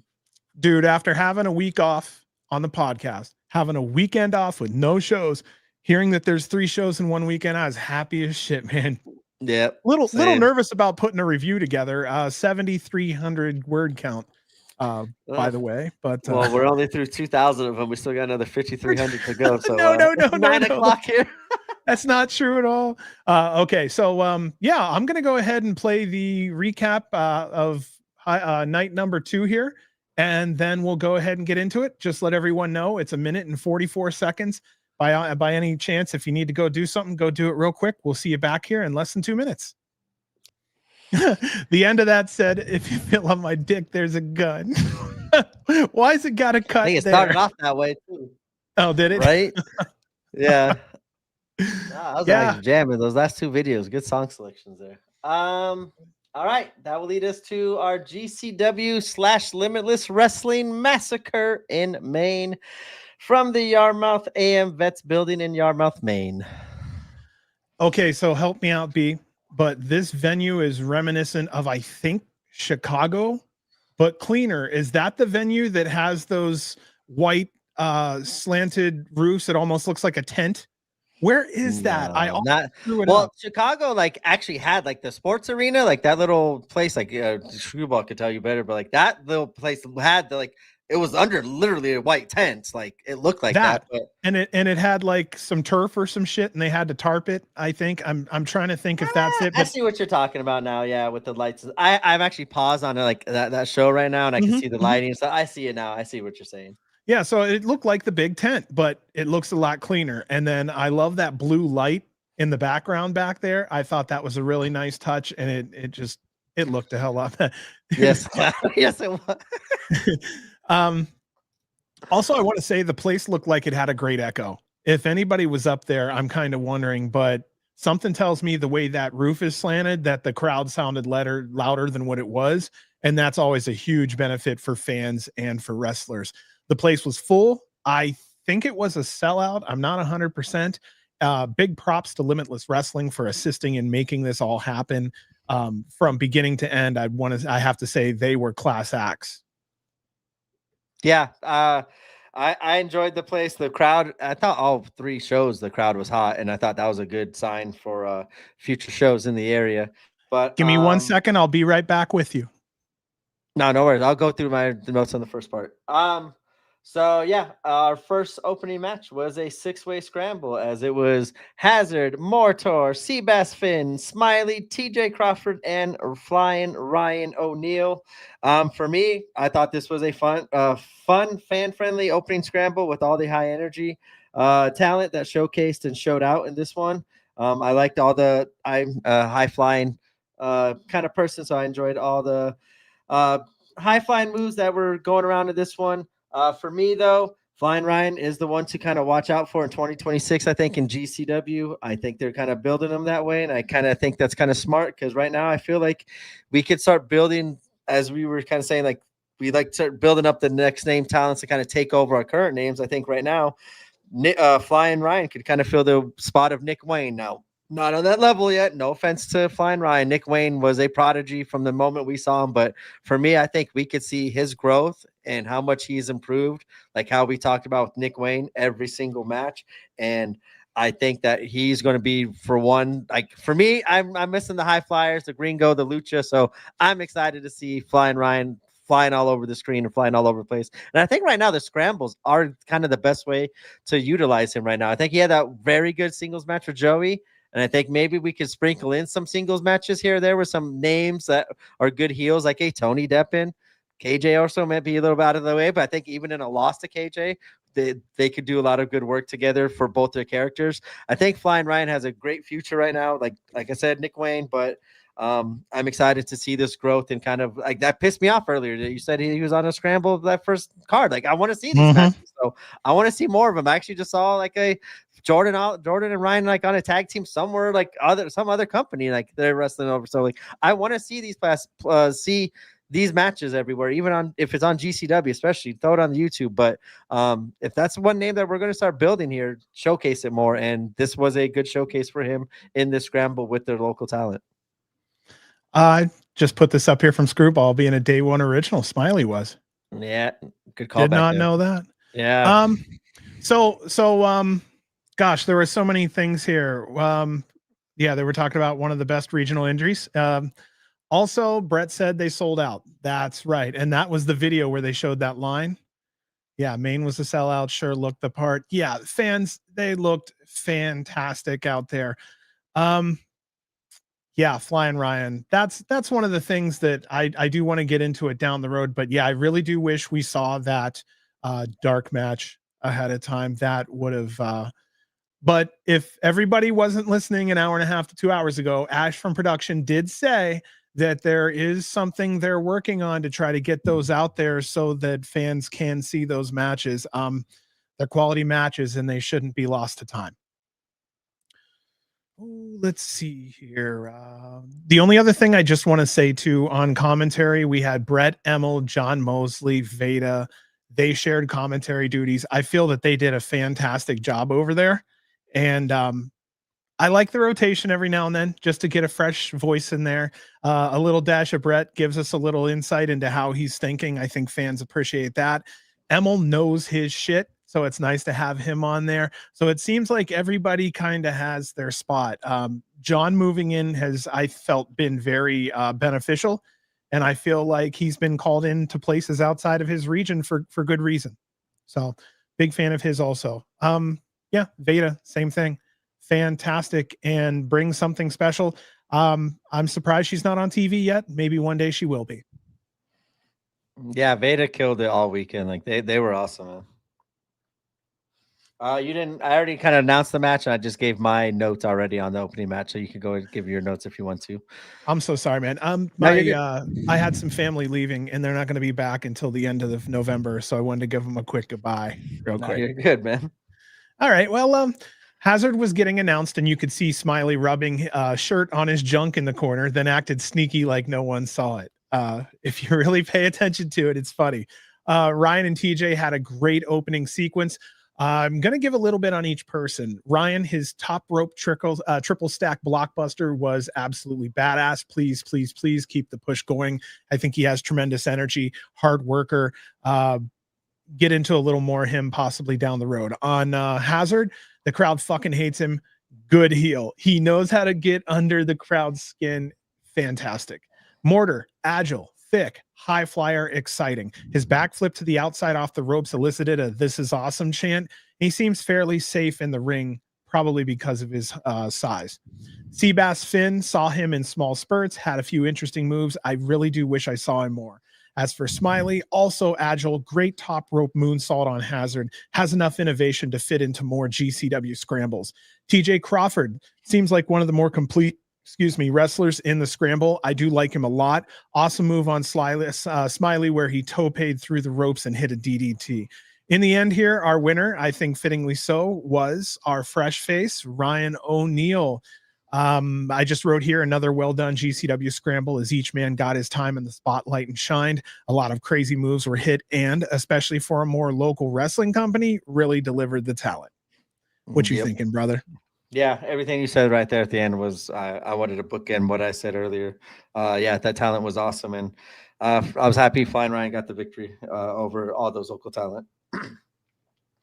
Our next match was a tag team match, as it was top team Jay Lucas and Teriyaki going against Miracle Generation, Dustin Waller and Kylan King. All right, so this was a match I was looking forward to, and I'm happy that I put my money on this one. Happy to see Miracle Generation. Last seen at GCW during Homecoming Night 2 in a 6-man tag match with Ichiban versus the team of Marcus Mathers, Bustah, and Brain. 293 matches to their name. Very interesting. Also very happy to see top team. I love the singles careers of both men. A lot of upside ahead for both, anticipating a high-flying, flippy, fast-paced wrestling match. That's what I felt we got here. The first half of the match was real wrestling and real tag rules. My style of match, boring, I know, but it was enjoyable. I like some of Kylan King's transitions between moves. I feel he's very fluid. Dustin Waller, always impressive, athletic. Would be an interesting team with Alec Price. I think Dustin Waller and Alec Price would be very, very interesting. Jay was solid. Fans chanting Teriyaki's name. Had a nasty tope to the outside where he was barely caught. Overall, though, our winner here, top team with double pinfalls. Again, notes were just a touch sparse. It was only an 8.5-minute match here, but overall, I'm happy. I'm happy this one went down. Yeah, I got a very similar notes there. This was my kind of tag team match here. I love both teams as well. I think this could be and should be a #1 contender feud in the meantime right now for these two to kind of build up towards possible contenders for Young, Dumb, and or Bustah in the Brain. But all 4 of them delivered. Bravo. I love all 4 of them as well. And I forgot, you said something back there. I wanted to make a note of, but something else just came up. I can pull that note up real quick. You want me to? Yeah, please. Yeah, give me a moment. Right there's all the notes. Okay, maybe it was just something. Oh, there we go. Real tag rules.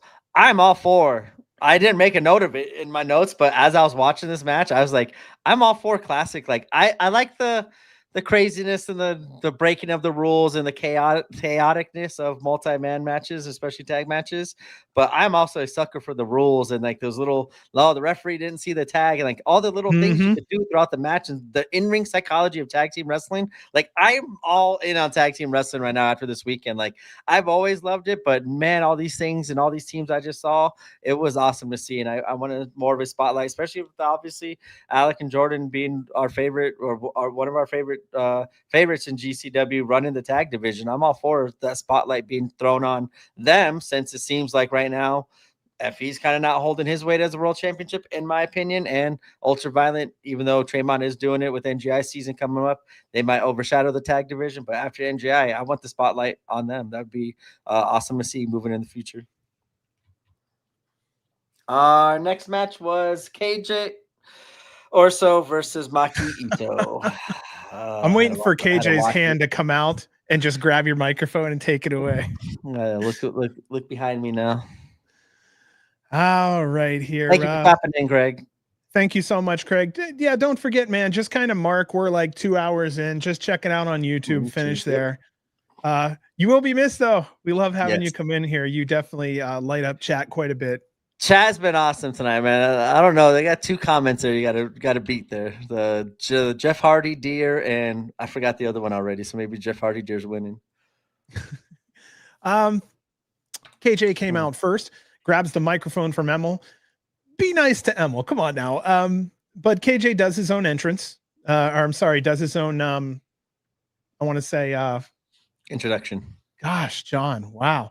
Does his own introduction. He's got to stop doing introductions though. After the top guy won in this one, he's got to stop introduction. Tennessee Matt, there we go. That's the one that's the comment of the night. The Tennessee Matt. Maki gives us the MDK entrance. Happy she uses that still. She also still has the pizza cutter. A huge kick his ass chant rang out. KJ said she's not even cute, and the crowd did not take that well. Also, I think that was a good one. I don't know how many people have used that before, but it worked on this crowd. Just a good wrestling match to watch overall. Easy to understand face and heel dynamic.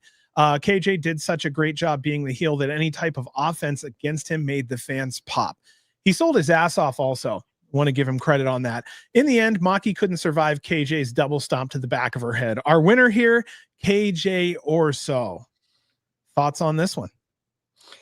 I thought this was another strong match for both of them, the competitors, to get their characters over and mesh well. And I could always appreciate putting talent in the best position to succeed. And this booking was another one of those. I feel like that's what they did with Maki all weekend, but also same with KJ. But KJ is also could do this with anybody.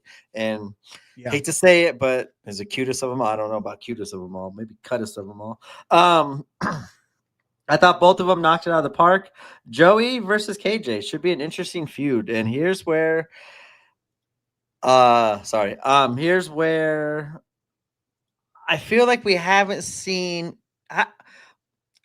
what's your thoughts on Joey Janela as a character right now? I like where he's at. I mean, if I'm thinking about some of what he was talking to us about before, now he's in like pants instead of trunks, and he's wearing shirts instead of not. And I feel like he's leaning more into his I'm going to put over younger talent place.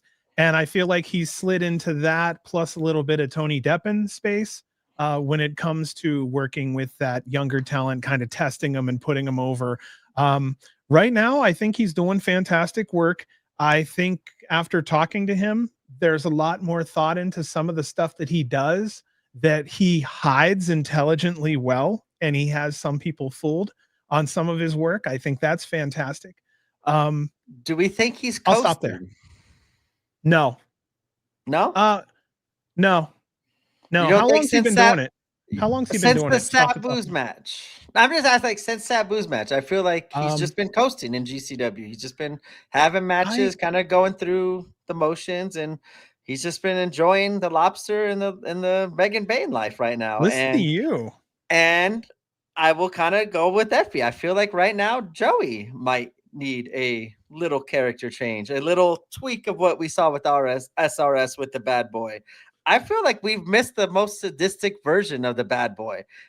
And I think that's where KJ in this feud could pull that out of Joey. I think KJ could just really pop and poke at Joey and pull a different version of Joey that I think is needed, especially for this feud. I don't want to see just the bad boy going through him and saving Ricky Morton. I want to see and KJ's poking the right buttons. Like you're poking, as Reed's been saying all night. Marcus Mather's little brother is kind of like Joey's nephew. Like him and Joey and Mark Angel got a very Marcus Mather's father got a very strong relationship, and you're starting to mess with family and little kids. And I think this is what I'm loving. Hopefully, where the feud goes, I want KJ to literally drag the sadistic, we kind of got that version with Joey and Sabu. That was kind of like Joey putting on the performance and stepping up to Sabu and showing him he's a sadistic one. No, I want the honest, the crazy, the oh shit, the Brian Pillman Joey Janela. I want to see the wire's not there. The what was it? His nickname. The unhinged. The loose cannon. The loose cannon. Yeah. I want to see the loose cannon, Joey Janela. I want to see, and KJ right now is a good person to do that with. And I'm really hoping, for me, that's where I'm hoping this feud kind of goes. I know it's very early and it's got to play out, but for me, I see this feud helping out both of them. We asked where KJ goes from here. Now where Sam Stackhouse go from here? It feels like KJ found now where he's going to go, moving on from that feud. And now Joey, I think, like I said, has a purpose. And I think now he's not coasting off of just having these matches. It gives him a feud now. And I think when he's able to dive into a feud and expose and get into that bad boy character and not just coast and kind of be lollygaggy like how he was with us and kind of with SRS, that's my version of Joey that I want to see out. So KJ, please bring that out. Ishmael, book that, send that to KJ. But that's where KJ needs to do right now for Joey Janela, I think, in this feud. Well, I'm just kind of looking up the Joey Janela situation right now. And I mean, he's had some pretty good matches, and it's mostly been against younger talent. Yeah, but he's coasting. He's going against the younger talent. This is where I think KJ could bring him back to spark him. I feel like right now we have it literally since the Sabu incident. It's something also with Joey, and for me in GCW is kind of he's chill, relaxed, and kind of not the bad boy no more. I want to see the old bad boy come out and be sadistic with him. I know he's got good matches. He's doing feuds and still having good matches with legends and putting over Skyros later on in Maine. He's doing awesome work. Yes. But for me, I want something else from Joey right now. It's good in the meantime, but right now I feel Joey and KJ could have something special that would do good work and lead into Joey Janela spring break. KJ for the second year in a row could have a big imprint on Joey Janela spring break. Don't kill me. Sorry. I don't think, no, don't kill me. I don't think he's being lazy. I think what's going on is, as a business, he's taken on a different role at this time. I think it's a more mature role. Like I said, the transition to pants, which do we want Joey? Do we want suit and tie executive Joey? We want Joey? No, but at the same time, if you want the bad boy, it's okay for him to step away for a little bit and then come back to it. But at the same time, you're saying, I want Joey in two hands. You want Joey. You want Joey to be 2 feet. I want him foot stomping a hole through KJ Orso off the top of the old Game Changer world into a truck that's full of glass and KJ Orso underneath of it. I don't know, man. I want Joey diving that into this feud. For me, I'm not saying I know Joey's doing his thing, but character wise, in ring, GCW Joey, I want to see the spark. I want to see something to go off of this Sabu stuff. And I feel like that was his last thing he dove into fully. I want to see him dive back into this fully.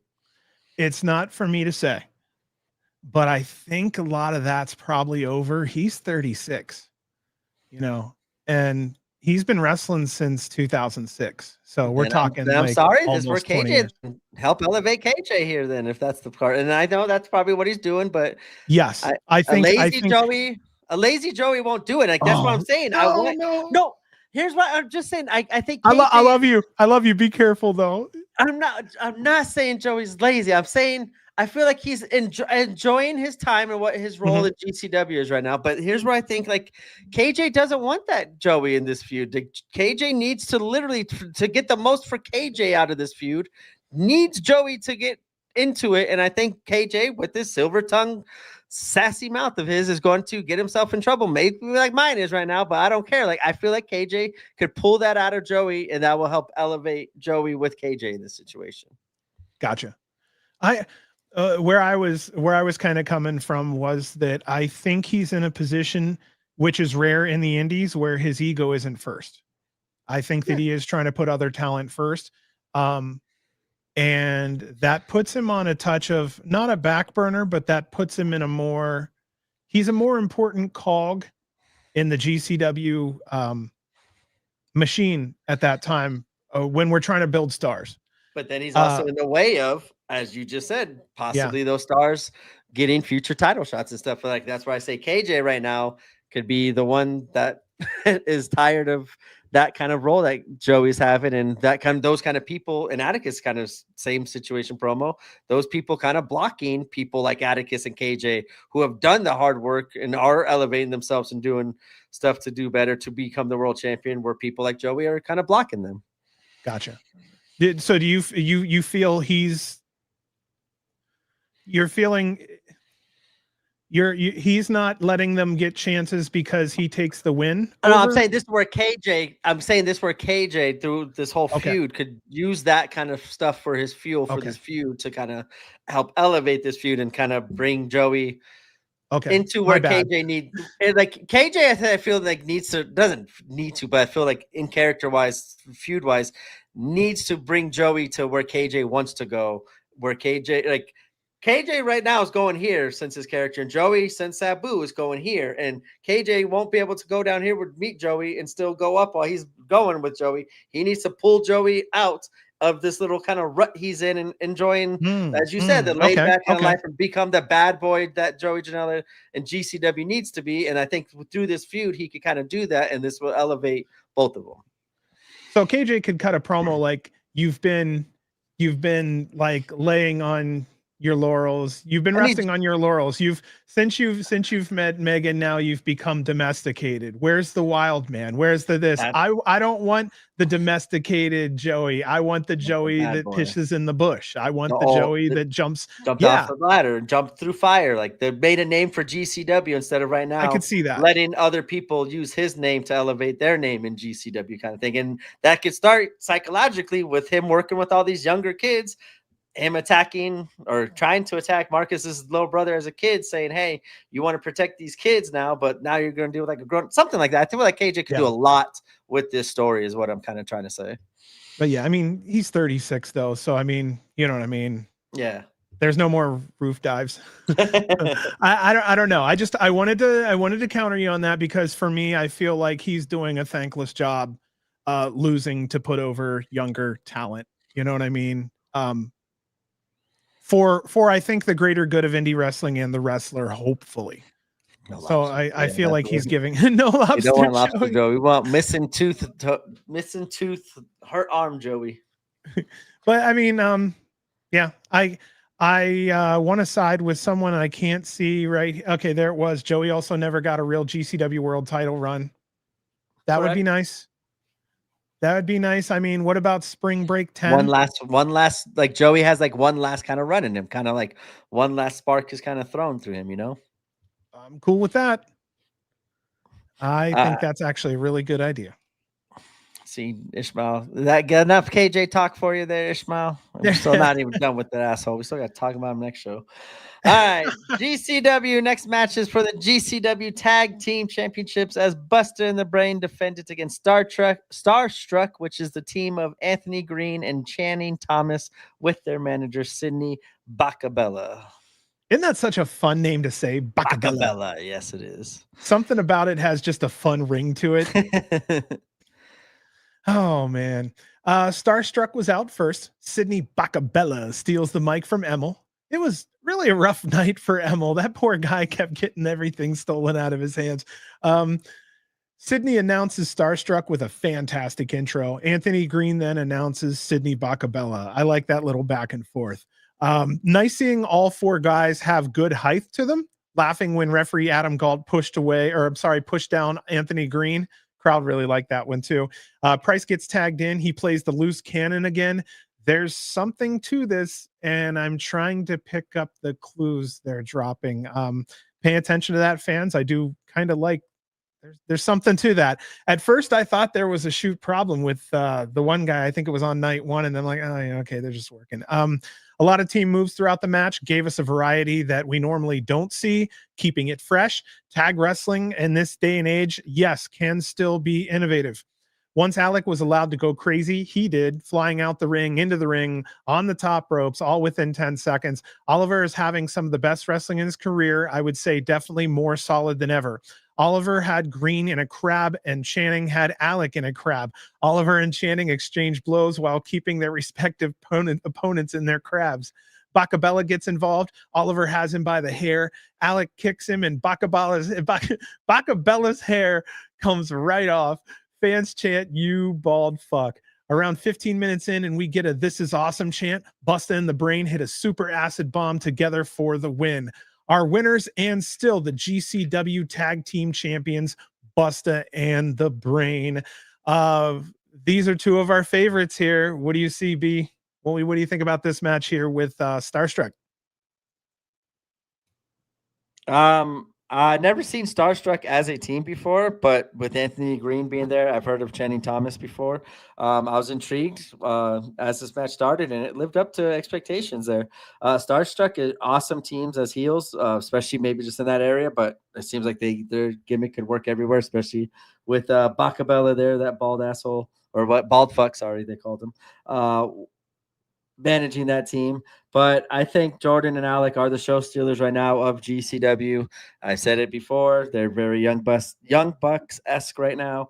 Great tag team match. Please bring back Starstruck. And yeah, I just, once again, another tag team that I would throw into consideration for a tournament or / feud. Because I feel, as we were kind of talking about earlier, that's what's missing right now. You're going to get hit by the mute again. I'll save you. Strike 2. I was just laughing. No. I was getting ready to talk, dude. Stop me there. Okay, first things first. You guys still going? You damn right. Still going. We're about halfway through show 2. We still have the second half of show 2 and show 3 to go. So yeah, hang in there. Gosh, yeah, I told everybody this is going to be a thick night. If you have jack shit to do and you're a GCW fan, perfect night to be chilling with the rest of us right now. Plus, this is all the GCW fans are doing right here tonight. Yep. And they got the man himself right here, Nick Manawa in chat, giving us his feedback on that match. Yes, I agree. Run that tag match back ASAP. Look at that. Main crowd was great, but imagine that. Yeah, at the Webster. That would have been badass. Credence, I'm going to come back to you for a minute. And again, just say thank you so much. Sincerely, thank you so much. We appreciate you a lot for that. We got a little something there between me and Brant to split. We seriously, it's to get something, and it is like, thank you. Yes, Screwball said this match was a homecoming for Alec Price. He broke out right in this building doing pandemic no crowd shows for yeah. It was nice that he got back on the mic and said something, honestly, and it was obviously in his heart. You listen to him and the way he's talking about it. I mean, it's real shit. He was giving it to us in handfuls. I love moments like that. That give us a little peek into who a person is and into their heart. And there are people that they love to connect with their performers. This is one of those times where he's like, listen, on the real, here's what's going on. This has my heart. I hope and thank you for being a part of it. I thought that was fantastic. I love moments like that. I live for moments like that. Thankfulness is such a beautiful thing. You want to go Don't to cry. the next thing? I won't. Yeah. So, I just wrote in here that it was an awesome championship match, almost 18 minutes long. Good stuff. Yeah, that was about it. We just talked about the whole thing with Alex. So I'll cut my notes there, my friend. All right. Our next match was for the Limitless World Championship. Please do more of this, defending other companies' belts. When their superstars are on our show, let them defend the belts. It was awesome. Desmond Cole defending it against Charles Mason. Welcome to GCW Desmond Cole. 27 years old from New York City, 6 years in-ring experience, an 8-time champion and the current holder of the VPW Championship for 121 days and running, and the Limitless World Championship for his second time, 94 days and running. He's also done a lot of work at Wrestling Open, and he's currently number 275 in this year's PWI 500. I'm giving both men credit for several fast-paced opening sequences. They fought on the outside for a little while. Back in the ring, Mason's kicking him off of the ropes. Laughing at Mason correcting the ref, letting him know this is GCW. He can do what the fuck he wants. Mason lifting Cole clear off the ground and over his head. Desmond with a picture-perfect Cabrana. Also, he suplexed Mason and bounced right back to his feet. That was impressive and different. I love his tope also. Mason hit a nasty sleeper suplex, fan solidly behind Cole with a "Let's Go Buffa" chant. Vandal 48 come out from nowhere, enter the ring, and stick skewers into Mason's head. Desmond nails a senton atomico and covers for 3. Our winner and still limitless world champion, Desmond Cole. After the match, Mason turns slowly and smiles. He licks the blood off the skewers in his head. He points to Desmond and leaves. Honestly, they threw down a 13.5-minute story here. It was a good championship match. What were you thinking? What were you thinking on this match here? Oh, I thought I was muted there. All right. I love this interesting matchup. Like I said, it was kind of cool that they defended another company's belt with on our show, and especially Desmond Cole here. I love him. He's so unique and talented. Anytime I can see him on, please bring him, especially when he's familiar with someone like Mason. I think they have pretty good chemistry working together in this match here with the face and heel dynamic and the crowd. I thought it was a good way to showcase Mason and how him going right up to that little girl and like intimidating her was like, that was a good way. He got his character over for sure in that area. I think, but yeah, I think Desmond Cole here. We need more of him in GCW. He played perfectly as a face for Mason's heel tactics. I thought this was a very fun match until Vandal 48 attacked Mason, costing him the match. And I guess that will lead us to our question here. Now, where do we think this ends? Should I start from the beginning of where it started? You know what?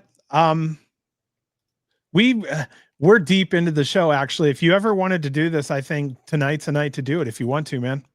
All right, so we're gonna go from the very beginning and go to like where we are now with Charles Mason and Atticus Codiger. So first time we saw them kind of interact was Charles Mason teaming up with Slade going against Effy and the one called Manders. Atticus attacked Effy with the skewers, leaving him kind of down and out. Charles Mason ended up winning and pinning Effy for the win before his title match, which is now next. Effy going against Atticus for the GCW title.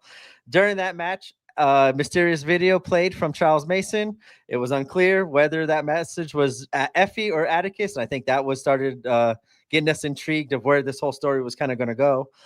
This distraction allowed Joey Janela to interfere, leading to Atticus losing his GCW World Championship opportunity to Effy. And that goes into, as I misspoke earlier, this now goes into Effy and Charles Mason of that summer.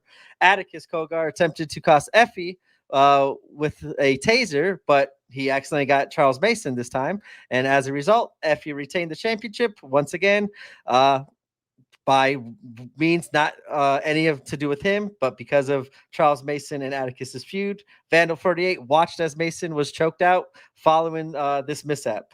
The next time they go, Vandal 48 goes against Joey Janela, Matt Tremont, and Masha Slamovich. During that match, Charles Mason attacked Atticus Cogar with a plastic bag while both were in a scissor lift, then threw him off, which cost Vandal 48 the match. Next, Atticus Cogar then addresses Effy and Charles Mason with a promo. He interrupted both of them, explaining he wasn't challenging for the GCW title anymore because he had other demons, quote unquote, to deal with. He led Charles Mason to believe that they were forming an alliance only for Vandal 48 to ambush Charles Mason. Atticus then revealed that his other demons were Mason and anyone aligned with him. Next, Atticus cut a promo on Charles Mason, Bobby Beverly, and Matt Tremont, declaring that Bobby Beverly was no longer his brother, and then challenged Charles Mason to send any soldiers he had left at him in Vandal 48. Next, Cogar brothers went against Matt Tremont and Bobby Beverly. After Otis Cogar pinned Matt Tremont, Charles Mason appeared, choked out Otis right in front of Atticus. Then Slade entered the ring and delivered a chokeslam to Atticus. Otis, once again, is the only person to beat Matt Tremont right now in GCW all year. good little note heading into NGI there, I think. Next, Charles Mason does a little video where he shows digging up a box, but the contents were never revealed at that time. Atticus then goes against Vipress in LA after the match. Our boy Cruel, your boy Cruel Moore, showed up in GCW for the first time and attacked Atticus's Kogar, seeming to align with Charles Mason and Slade, forming the Unholy Trinity. Then the Unholy Trinity goes against Vandal 48, where Unholy Trinity won the match, but Vandal 48 retaliated afterward, attacking everyone and stealing Cruel's body and putting it into, I guess we'll go into this next one. The Afterworld Illusion promo by Vandal 48, which Vandal 48 released a controversial promo titled Afterworld Illusion, also abbreviated AI, due to the use of artificial intelligence in its creation. Despite mixed reactions, the video told an intricate story. It showed a dreamlike world where Vandal 48 planned to bury Cruel. Christian Napier poured gasoline down a chimney and ignited it, symbolically sacrificing himself for the rebirth of atrocity. Otis Kogar donned a pig mask and sat in a chair as the house burned, representing his acceptance of destruction. Atticus Kogar then, covered in sunflowers, symbolizing happiness, watched his family sacrifice, implying they wouldn't appear at that show because of their ICW commitments. When Atticus opened the casket, Cruel's body was missing. The dreamlike world began to distort as Atticus cried blood and ultimately climbed into the casket, sacrificing himself. In the closing shot, a dog and a pig emerged from the burning house to sniff the casket, symbolizing the rebirth of imperfection within a perfect world. That's the AI video. I never really talked about that one. I guess we could talk about that one here a little bit. Catechus. Let's talk about that homework for a second there. That was the breakdown of the story. Legit. I'm not even done yet. We're not even done yet. We got to get to where we are right now up until this point here. Just kidding. I took it upon myself. You always have good notes here. I love the Atticus and Mason storyline, and I wanted to do fantastic story for it.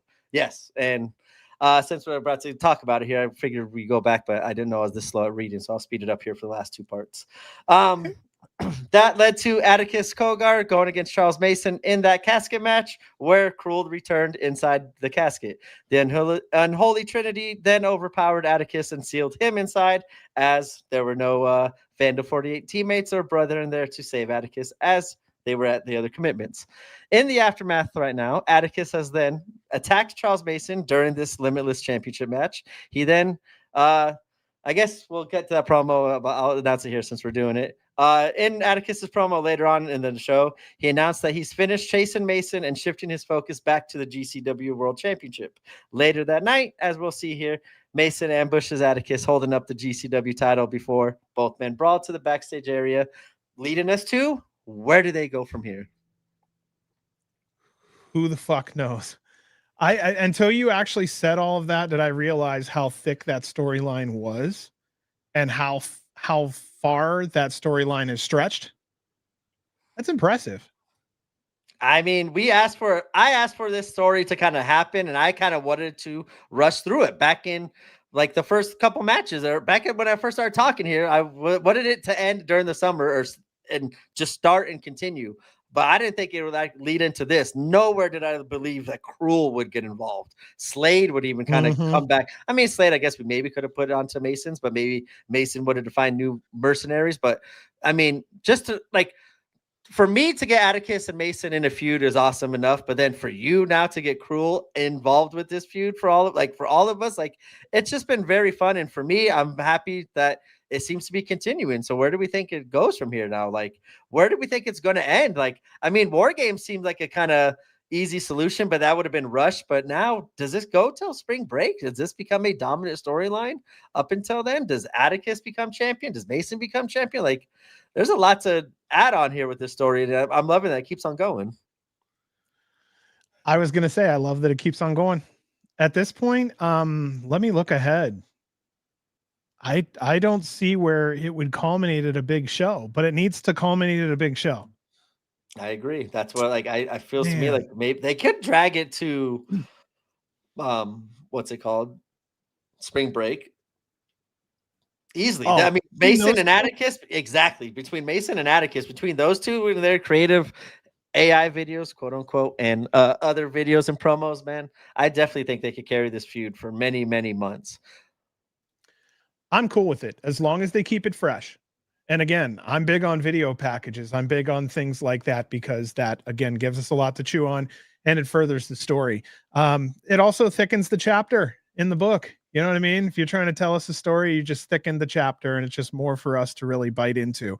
Also on the back end, we really appreciate all the effort. Not a lot of indie guys put a lot of effort into things like this. And if you have the ability to do so, bless you for it. Thank you for it. We do appreciate it a lot. That for me, that's a driving force on why I enjoy both of them because they continuously, as Jordan said, like sometimes like no heat, like they're taking a different route and saving their promos and stuff for the in live audience, and that's fine. That's perfect. Like for me, like I'm loving what Mason and Atticus are doing like throughout the week to get me to that live show because I'm not going to be there. So both ways are good, but for me as a fan that's not being able to go to all these live shows, unfortunately, I'm able to see it play out throughout the week and get me excited, and that gives me stuff to munch on all week long and get excited for till the weekend. Let's see here. I think that was all for that one.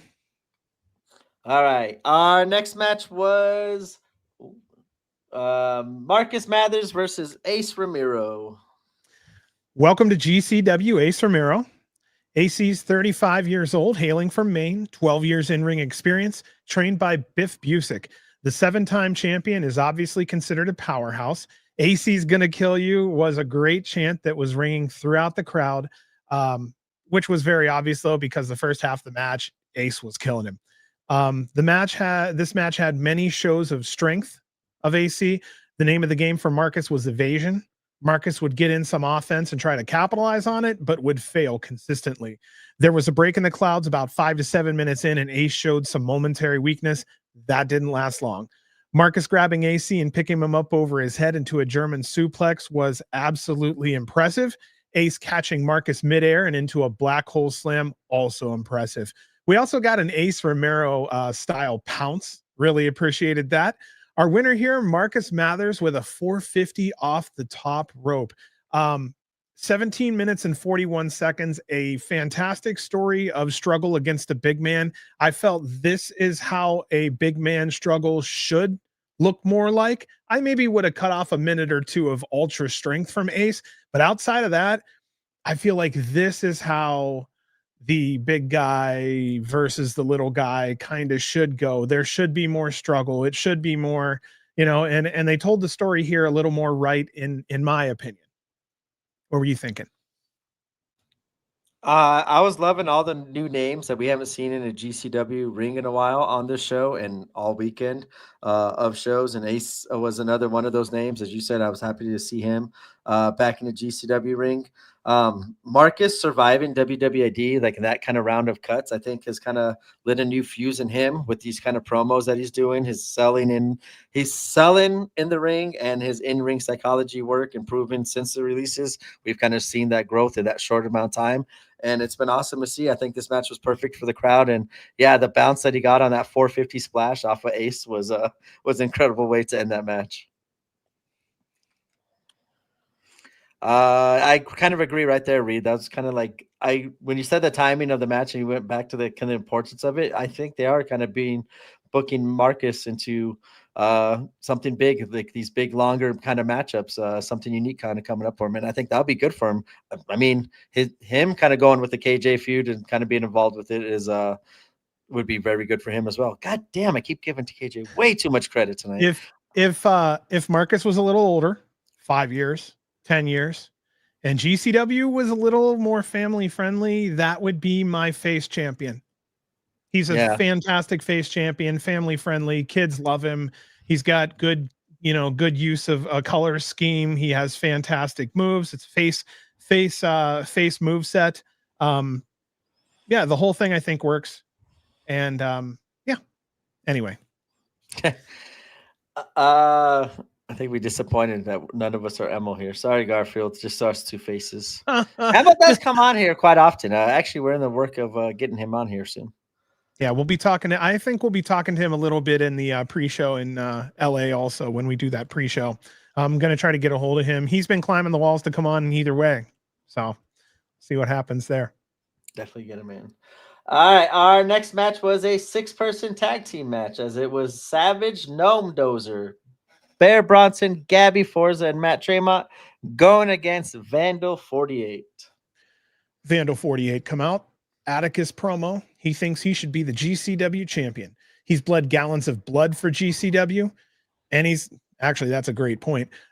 He's coming for whoever is the champion. No more Mason, he says. It sounds like Atticus is coming for Effy, but I'm not really sure. Atticus threw that curveball out here on night 2. I don't think Atticus is coming for Effy. I No. think he's coming for Effie's belt, but I think Atticus is coming for like GCW. Like I said, I think he wants to right this ship and rewrite his future and his presence in GCW, his return.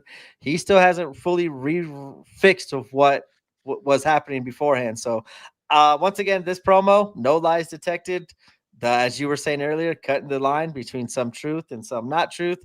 Some of that promo that he did on Twitter, we were kind of breaking down in chats. There's some names like one little thing in a sentence there could be 5 different names there. So his play on words and promos are what is keep on driving fans like us moving forward. And I want to fully acknowledge keep it coming, please, Vandal 48 and Atticus. And that was the promo that was like, damn, we need a new champion, man.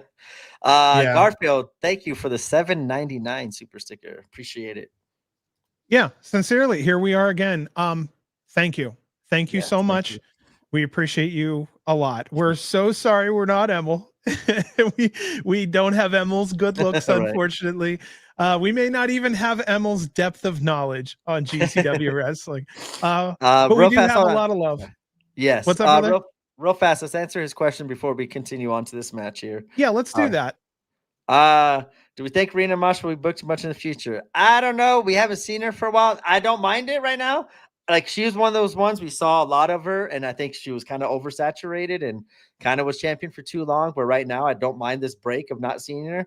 And I think if she does make a return at one of these NGIs or a surprise return at a tournament or any time in the future in GCW, it doesn't even have to be deathmatch. I think she can make a scene at challenging Effy for world title and come back right into the main event scene. I don't know how likely that's going to be in the future, but I definitely wouldn't mind seeing it. And I hope we do see more of Rena back in GCW because she was awesome when she was here. So Rena quietly has been doing stuff for GCW, but not a lot of fans know a lot about it. There's been a lot of shooting between GCW and Vanguardia down in Mexico regarding that A24 documentary. And then also there's been some things she's been doing down there. She's actually she's one of my picks. I'd like to see an NGI this year. I'd like to see a returning Rena Yamashita come in and just whoop ass. Doesn't have to win, just go deep in the tournament to remind us she still is one of the longest running UV championships that GCW has ever had. So for me, I feel like she definitely lasted her stay the last time she was here. We haven't seen a second or a third coming back of her yet. When she does, she's definitely going to get a hero's welcome because that lady worked her fucking ass off for us and was one hell of a champion. So, I mean, honestly, yeah, I would like to see her get back here as soon as she can because she's another one of those all-arounder performers that GCW loves to have. Let's see. And that's about it. If you need a sponsor for Rena, I don't know how any of that would go. That would be something I think you would, that would be something to figure out at another time. Amen. Yes. Yeah, we are actually Rena Yamashita fans here. The only time we've ever said anything against Rena was when Rena had the title for so long. We were ready to see someone new, and that someone new was Matt Tremont, and he fucking killed it. Get out of here, do not fret. That's what I'm about to say. Beat me to it. Yeah, I think we need sponsors here, Garfield. We're open for So yeah, it's a wild one, man. It's a really wild one. That was a good question. Yeah. Awesome. That was a name we haven't talked about in a while. Do not fret. We're just on the 6-person tag match. Vandal 48 versus SavageGnomeDozer. Yes. So this is going to be interesting. This was a debut. for Gabby Forza. SavageGnomeDozer out next. Bear first. He's hype as shit. Gabby Forza out next, making her GCW debut. She's donning some Road Warriors reminiscent football shoulder pads with spikes. I love it. Let's give the rundown. We had only recently seen her on JCW, where she made her debut on the Halloween show Possession, taking place in the Luna Vachon Invitational. Great showing, by the way. But AKA the Nomi, the Gridiron Savage, your Nomi, the homie. 2 years in ring experience from Creator Pro Wrestling School, recently ranked number 223 in the PWI Top Women's 250. Guaranteed she's a powerhouse. The current Blitzkrieg Pro Tag Team Champion with her partner and podcast friend, Bronson, as the Savage Gnomes. Her most notable championship would be her 440-day run with the Creator Pro Women's Championship. You can see her frequenting Beyond and Limitless Wrestling. She's laid down 76 matches so far this year, and 2025 isn't over yet. Last year, she had 81. Gabby has only been in 4 tournaments in her career, but she's appeared in the finals 3 out of 4 of those times, winning once. So there you go. I don't know if anybody had a chance to really know much about Gabby, but now the GCW fans know a little more. Back to the match. The fans chant, Nomi's gonna kill you. Good job on senior referee Adam Galt for keeping the faces on the left side of the TV during the match. Gabby brought hats for everyone except Vandal. This was definitely fun. It definitely works on a local crowd. There's more kids there, and they definitely appreciated it. Otis and Bear have a stare down. I'm looking forward to this matchup, but Napier tags in. The size difference is apparent. Bear tears into him. Credit to Napier. He took his punishment during this match. Tremont and Otis matched up. I like them as opponents. Gabby comes in. The fans get loud. She grabs Napier and spins him, later tossing him over her head. Vandal stepped in illegally and everything broke down. The split screen pops up. Brett gave us a shout out on the show. Thank you, Brett. For the good and the bad, the match stayed within a 10-foot perimeter of the ring. Nobody went too far out into the crowd. Napier was bleeding from a beer can injury, heavily bleeding. He's laying down a bunch of blood on the floor. And of course, Tremont got jealous. So he's now opened up too. So we've got 2 people bleeding all over the place. After the tease, Bear and Otis finally meet in the ring. Veda somewhat predicts this may be an NGI matchup. To those smarter fans out there, pay attention to that.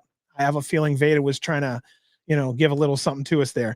Vandal gained control later in the match. Bear had to stand his ground. There was a nice sequence of moves by Napier. Gabby picking Bear over her head was actually necessary for me to see, and I'll explain that later. Atticus brings out the skewers for Gabby. She gets skewer horns. Welcome to GCW, Gabby. Otis goes over to her with a chair, and Bear spears him through a door. Tremont takes out Atticus through another door. This leaves Gabby with Napier. She has her own skewers with pink bows, and she pounds them deep into Napier's head. And I mean, if you watch her do this and you've seen enough skewers, she pounded the shit out of those things into his head. She spears him, Bear slams him, Tremont splash, and cover for the win. Our winners here, SavageGnomeDozer. What do you think about this solid 18-minute match? You covered everything. Like, I loved SavageGnomeDozer. Like, they killed it as a team. As Do Not Fret said it, Citizen said it, Gabby and Bear have it all. Like, I loved what Gabby brought. Like, she immediately brought the energy and fits in right in GCW. She was awesome. Definitely need to bring her back a lot more in GCW. I think she could do a lot of cool stuff. Not just with the women, as we saw with her powerhouse and everything. She could do a lot of stuff. And that's what I love about GCW. They let the intergender wrestling go and everything. Like, I want to see Gabby against a lot of different people. She would be fun to go against, watch go against a lot of people.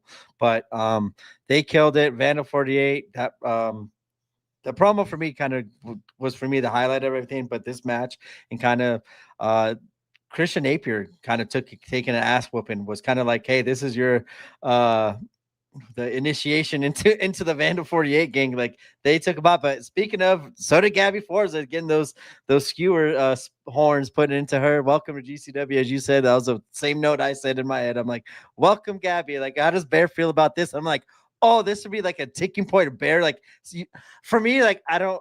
I would have had Bear seeing this kind of like happening, and you just see like Gabby getting skewered, and you see like all Vandal 48 like ha ha ha, but then you see like above them like Bear just standing up, being like so pissed off at them all three just skewing her. Like I just think they have a bright future, and them working together with a tag team with Tremont, like that's been awesome. And this was a fun trio. This was a great match. Craziness involved. All once again booked perfectly for me. One bravo.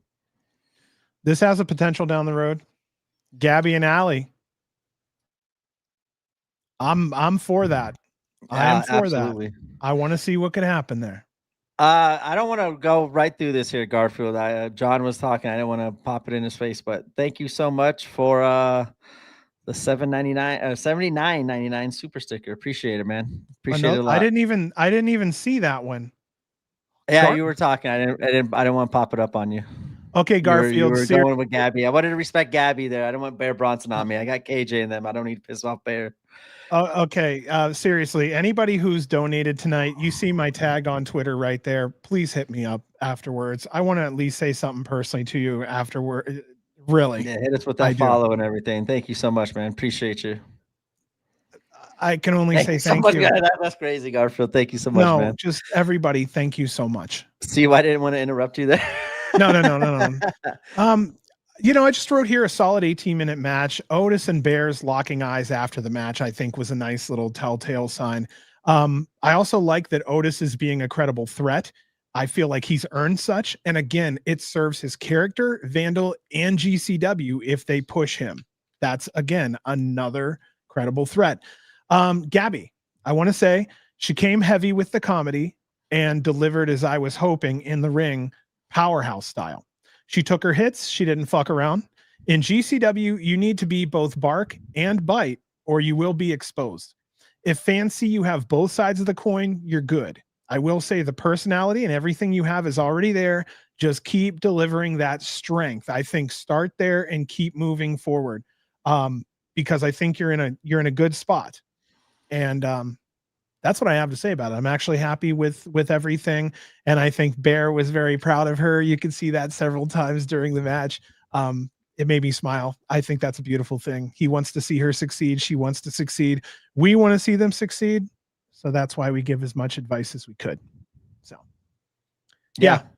Same thing. Napier took his ass whooping. That's why I had to put it in my notes. Great job by him.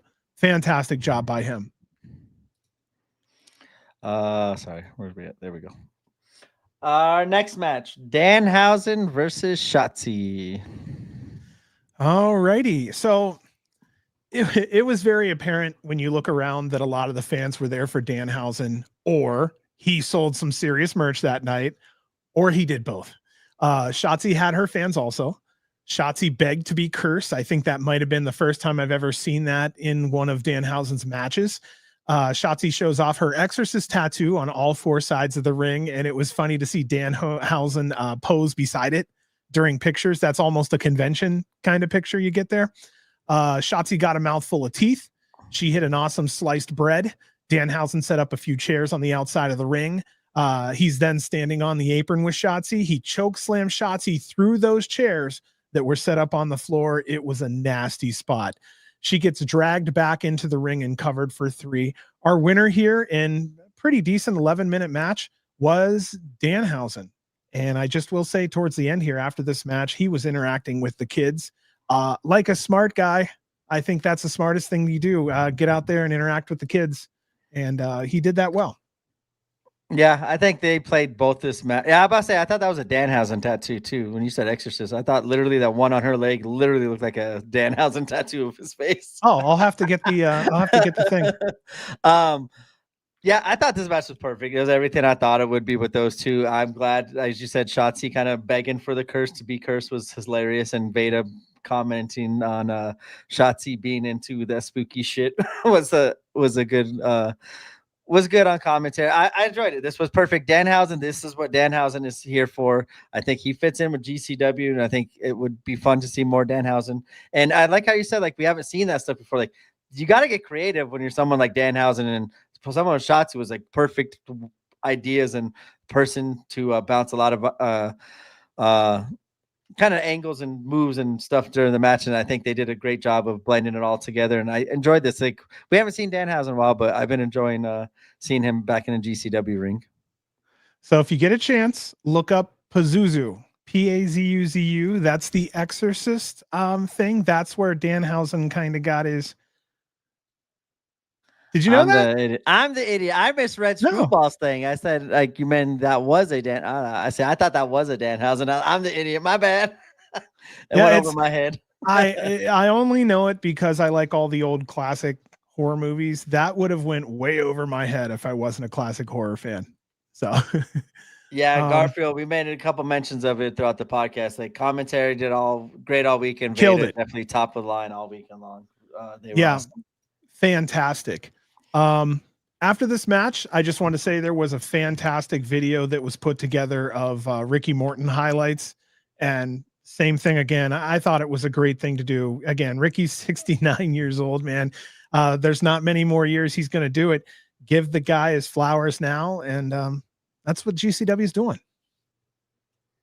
Yeah, and it's fun seeing him have fun. Like, even like on the next night, up in the crowd, still watching the show and enjoying it. Was being into it was cool to see. Our next match is GCW World Championship match as Effy defends it against Ricky Morton. Effy and Ricky, to me, had more of a standard match. It was older fashioned 80s style. This is to match Ricky's, pace and style. Started out with a back and forth where Ricky got the upper hand. They have another go at it, and Ricky gets the upper hand on that one also. Double clothesline puts them both down. Effy hits a huge spear. Kerry Morton comes out and pulls Effy groin first into the ring post. Effy is down.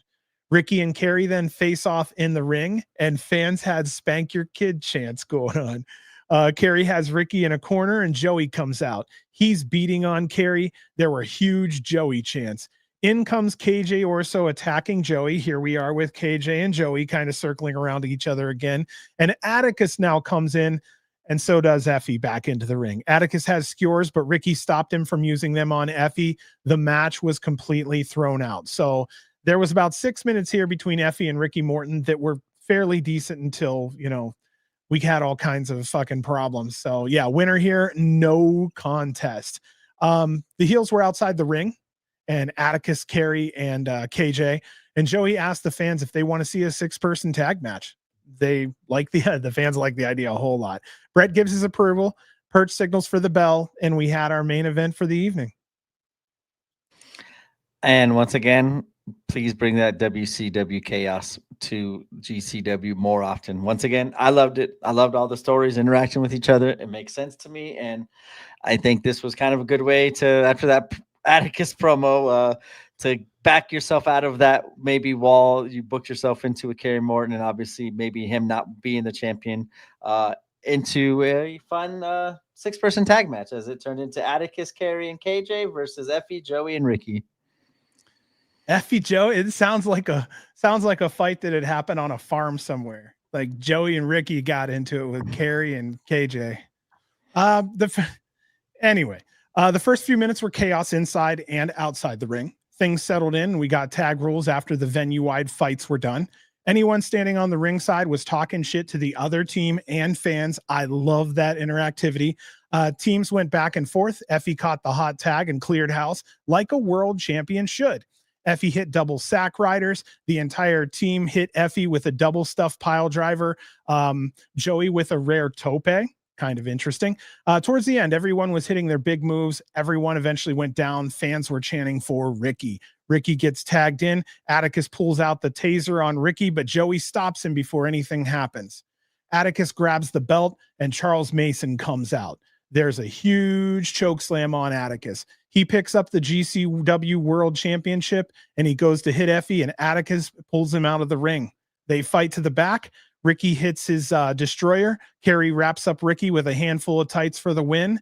Oddly here, our winners were the heels. Atticus Kogar, Kerry Morton, and KJ Orso took the wins here. Very busy match. There was a lot going on. Again, my rundown note by note was a lot to deal with. What were your thoughts on this one here? 14 and a half minutes long. Love it. Loved every second of it. Like, I think everything was done beautifully. I think I was perfectly booked. It was very exciting, very lot of stories going on, stories going on, emotions going everywhere. I loved it, and yeah, it was another way to save kind of Effy too, of Atticus saving Effy on accident, and pulling Mason out of the ring. I'm excited as I broke down the whole feud. I've been loving it, every single bit of it. I thought maybe it was going to kind of be done with the whole cruel thing, but it seems to keep on going. And Atticus the promo really kind of scared me with it, but I'm glad it's going, and keep it going. And I wonder where it goes from here. And yeah, AJ and Atticus teaming was weird, and how he kind of fits into everything could be interesting, because he could fit into the whole that story as well if he wanted to, because he's kind of molded from those two in their bigger feuds. Two more little notes I just wanted to put in here. Number one, between both segments from that no contest into the main event, that was stretched across 21 minutes. So bravo for that. And then the last thing I just wanted to mention, referee Dan Perch actually walked onto the chairs in the crowd where he grabbed KJ and Kerry's hand and then raised them into the air for the win. I don't think I've ever seen another referee walk out onto chairs and raise the hands of the guys who are also on chairs. But that was a cool touch by Dan Perch. Got to give him credit for that one. Yeah, I like the referees too. They took some spots and had cool moments throughout the shout out commentary all the time. We got to shout out the refs too. Yeah, Scarlett getting hit, Perch doing that thing. What's his name? Oh my gosh, Adam Galt not taking any shit from the Limitless people and everybody. I enjoyed everything this weekend, actually, to be honest with you. It was a lot of fun, and you know what? I'd have to say, at minimum, it was nice to be somewhere different. But holy shit, I think maybe I won't get into it too much right now, but I think each venue, their crowd showed up and showed out. And I think this is better than what we expected. Yep. Honestly, I mean, what do you expect in Maine, Vermont? I mean, well, now we know what to expect: a good fucking crowd with a packed venue. You know? Yeah. Okay. Well, was there anything else you wanted to mention this one? And alrighty. Well, what I'll do then is, just like we did with night 1 and night 2, I'll play the video for night 3. This will be our last video of the night. It's 1 minute and 37 seconds long. Again, if you have anything to do, go do it real quick. I'm going to do that video right now. We'll see you back here in 1 minute 37.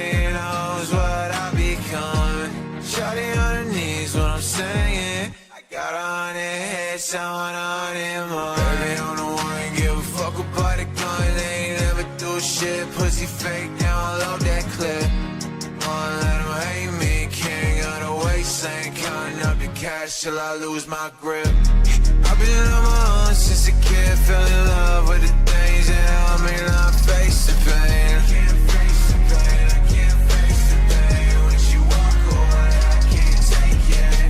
Mix a bottle with the pills, couple lines for the thrill. When you're numb enough, it all tastes the same.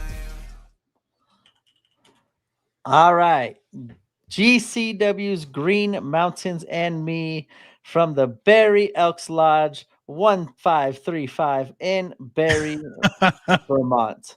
Thank you for putting that there, because I was totally going to mess that up. I figured you would appreciate that. I always try to help you out so that there's no, you know what I mean, chaos. You go there and, you know, you say something wrong or whatnot. But I was on my way to saying it wrong there. Then I was like, that's why he has it there. Thank you. Well, I hope everybody's enjoyed it. We're now deep into hour 4. We're getting ready to go into our last show. I will tell you, like our shows generally do, they go a little quicker as we go along. So don't think that this show will be slower or longer than show number 1. By all means, it won't be. A lot of what we said about quite a few of the performers, we've already said earlier in the show. So, alrighty. The building for Green Mountain Wrestling is nice. I wanted to say that. It's a 2-story building. The Green Mountain flag hanging next to the GCW flag. They looked good together. Green Mountain fans showed the fuck up. They've obviously cultivated a healthy local scene, and they obviously also properly promoted the event, and you can see that. If GCW traveled the country and were treated like they were in the Northeast this last weekend, something tells me GCW would be an even bigger company. So I just want to say, from what I have seen this last weekend, Hartford, Vermont, Maine, like, you guys treated them like gold up there. And I asked Brett a little bit about it, and he is absolutely over the moon with every aspect of how it went, all the way down to the fact that just the fans overall were just nice. Just good, nice people. So wanted to go ahead and just put that out there real quick. Up front, I also want to say it's best to know that this show was more of a GCW playing by the local promotion rules type show. It's a touch more family friendly. And for me, I like it because it increases exposure for GCW. You know, I enjoy these type of shows where it's fresh eyeballs, different people, different approach.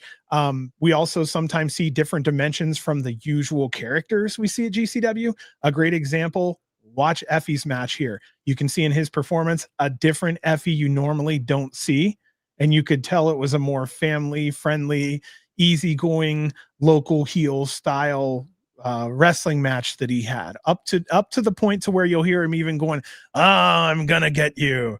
That's not our Effy. But that's the Effy that you get on a show like this. And for someone who's used to seeing the Effy we always see, it's nice to see a different dimension. So yeah, if you really pay attention, some of your favorite performers may be a little different on shows like this, and it can be refreshing.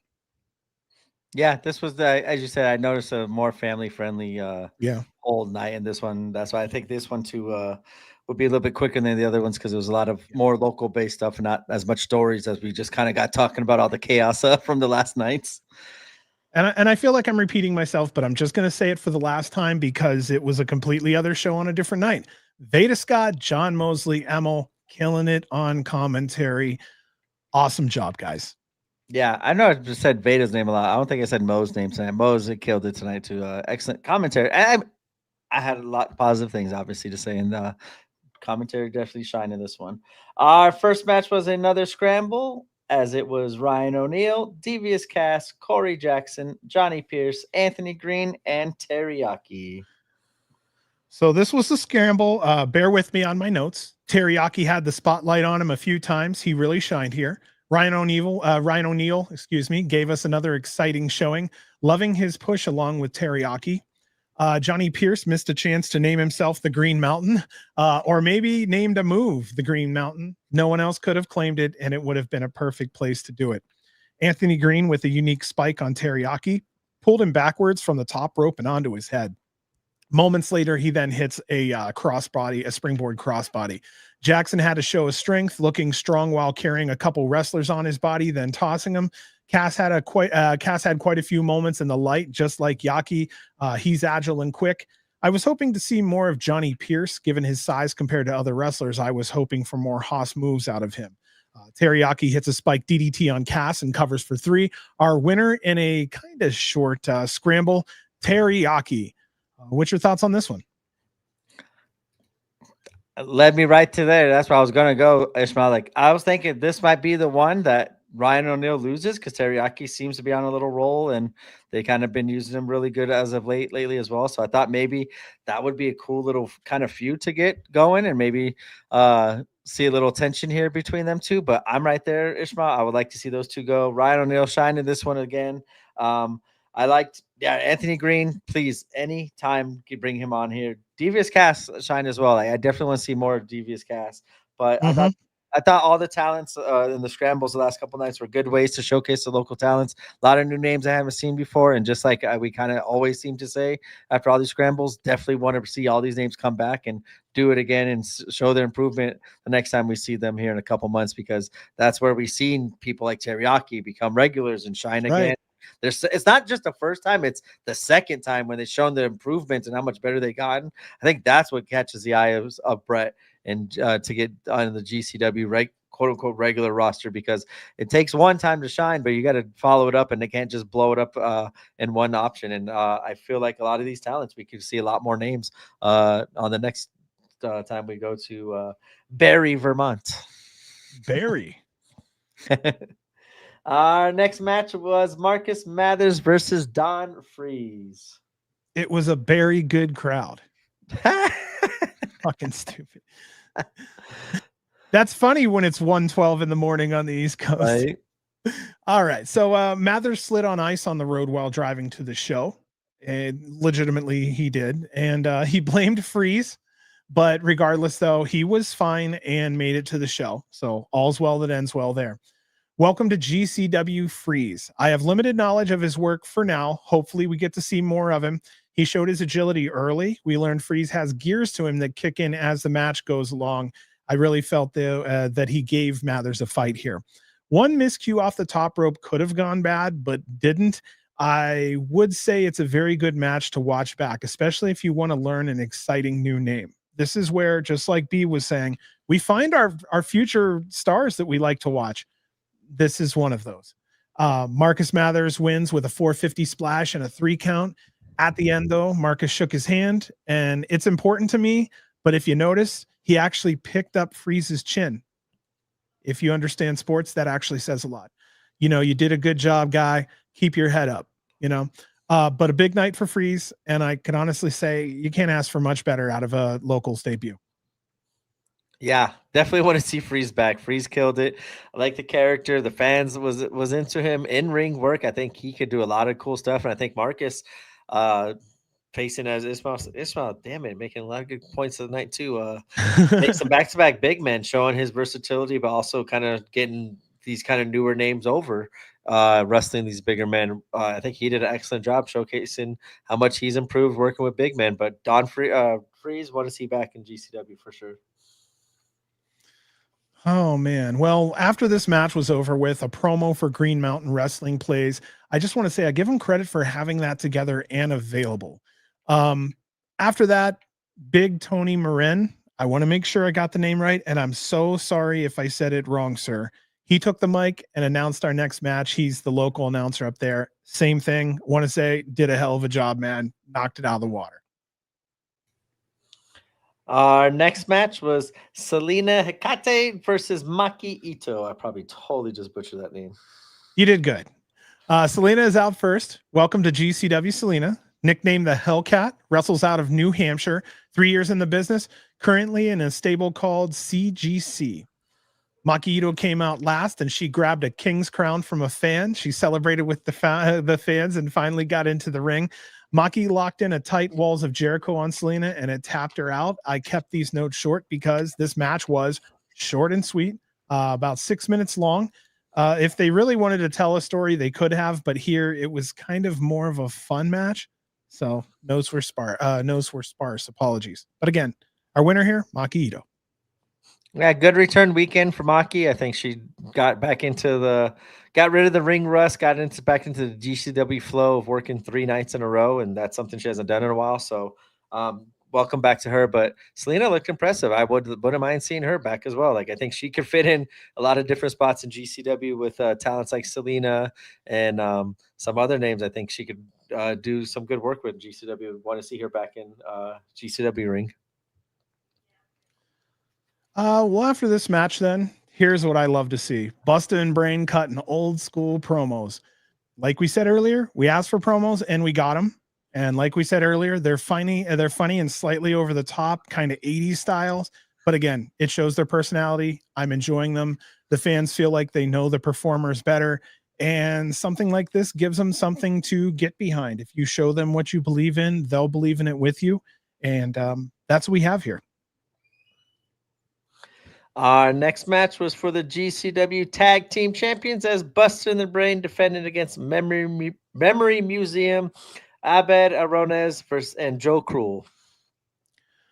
All right, so I'm not going to get into this little part of my notes here, but I will say though, after the promos, team moves, matching gear, they're Bustah and the Brain are gelling well together, and they look more complete. The promos, like I said earlier, adds character depth, and their gear and moves add solidarity as they show they're one unit. I felt like I said that earlier. I kind of did, but now it's in my notes. That's why I said I didn't want to cover it earlier, but I'm like, the timing was right. Welcome to GCW Memory Museum. Just completed 3 years in the business together. However, both have been wrestling since June of 2021.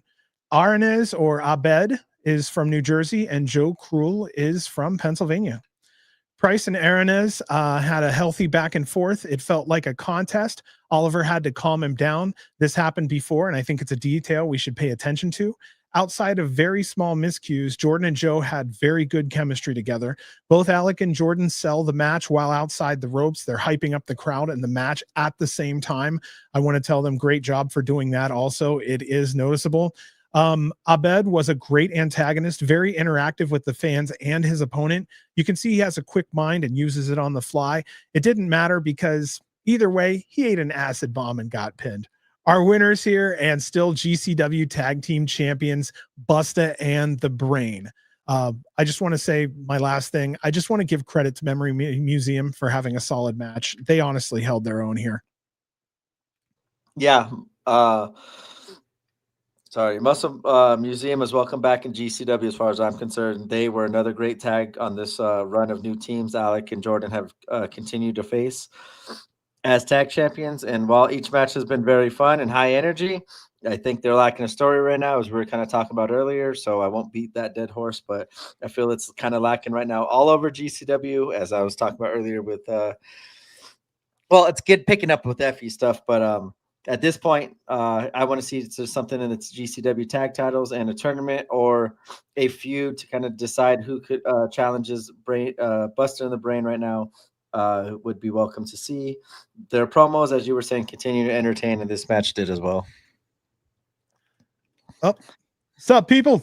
What's up, Stu? Stop, Stu Views. So there's something that happened in this match and a couple times during the show, and I wanted to just mention it real quick. If anyone noticed why they were watching the show, we lost our signal a couple times momentarily. And Ash from production hit me up. He knew I was going to mention it at some point.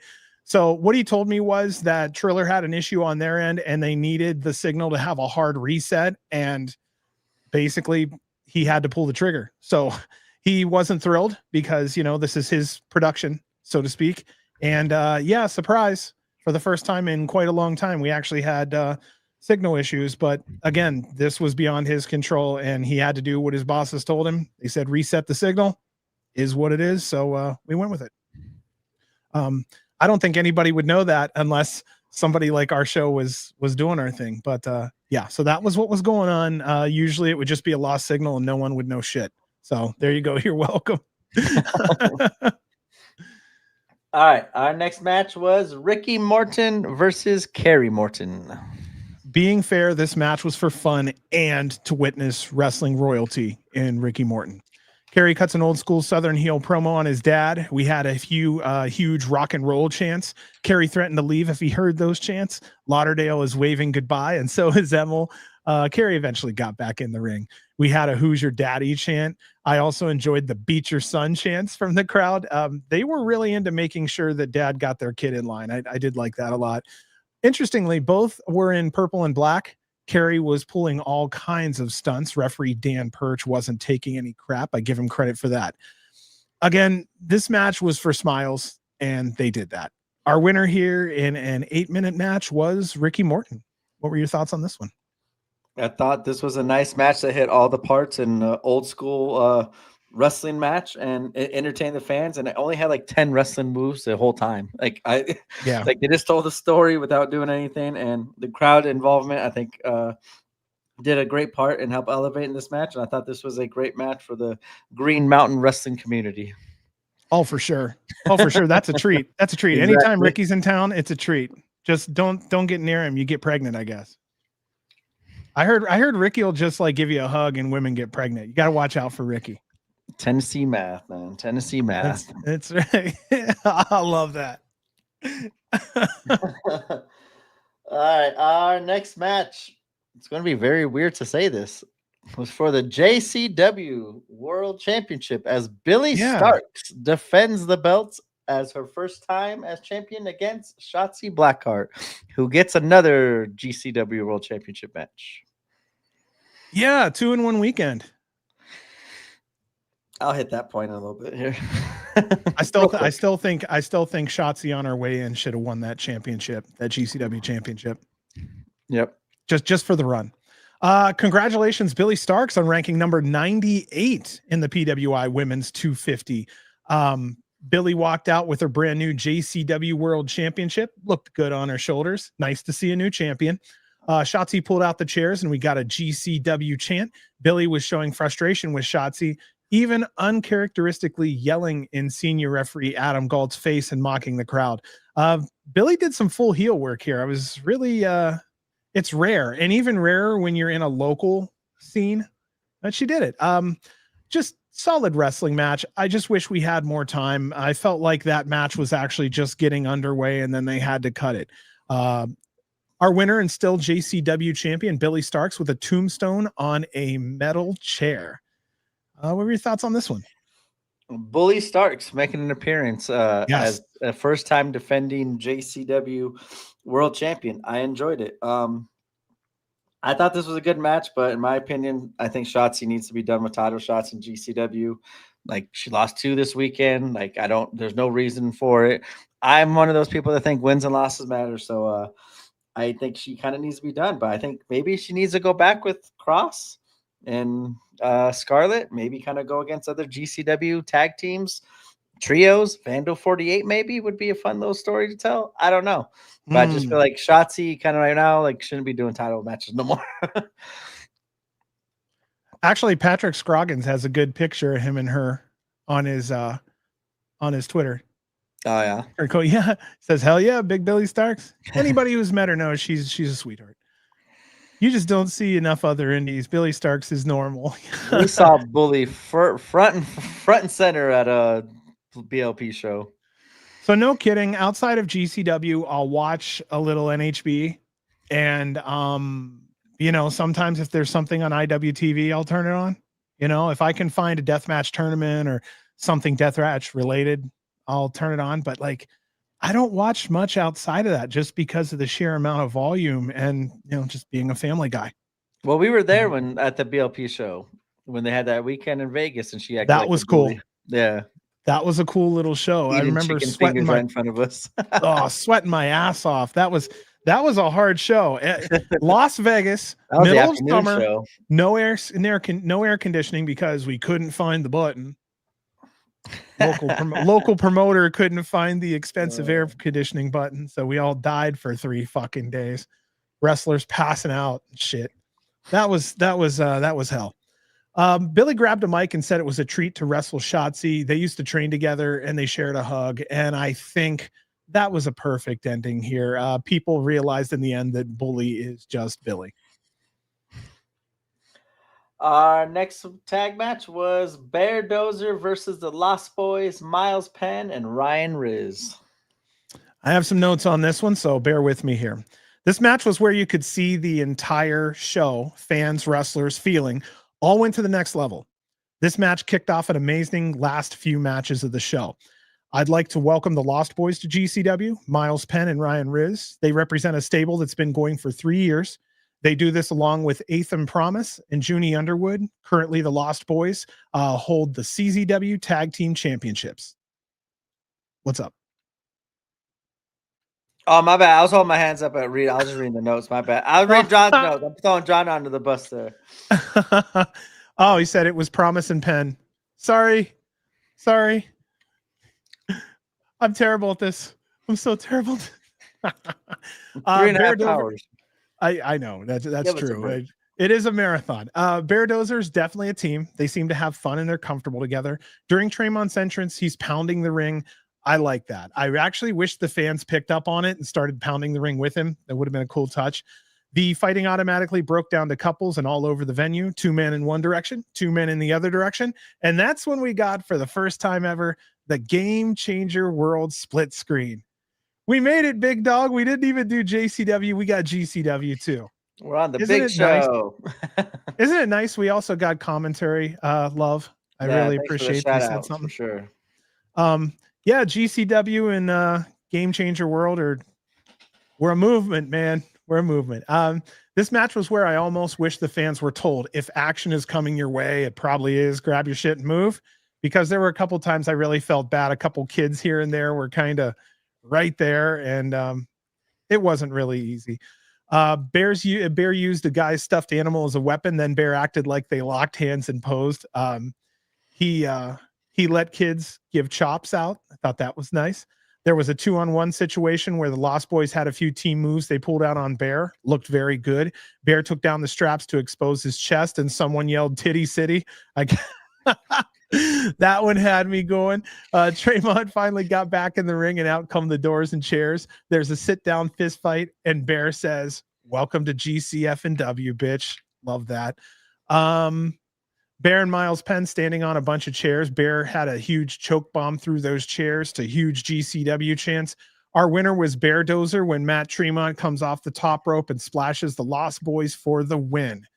In the end, Bear and Tremont hold up a GCW flag. Tremont is holding his GCW UV title in the other hand. One day, Bear may grab at that title, and we have a feud for the ages. BearDozer giving the Lost Boys their approval, and that was the end. I want to see as we get closer NGI, like Bear kind of look up at the Tremont holding that belt up and kind of like have eyes on it to kind of start teasing it. Yeah, my notes were BearDozer is a legitimate threat in the tag division, and I think in any division right now. These two have been on a roll and have killed it as a team since day one.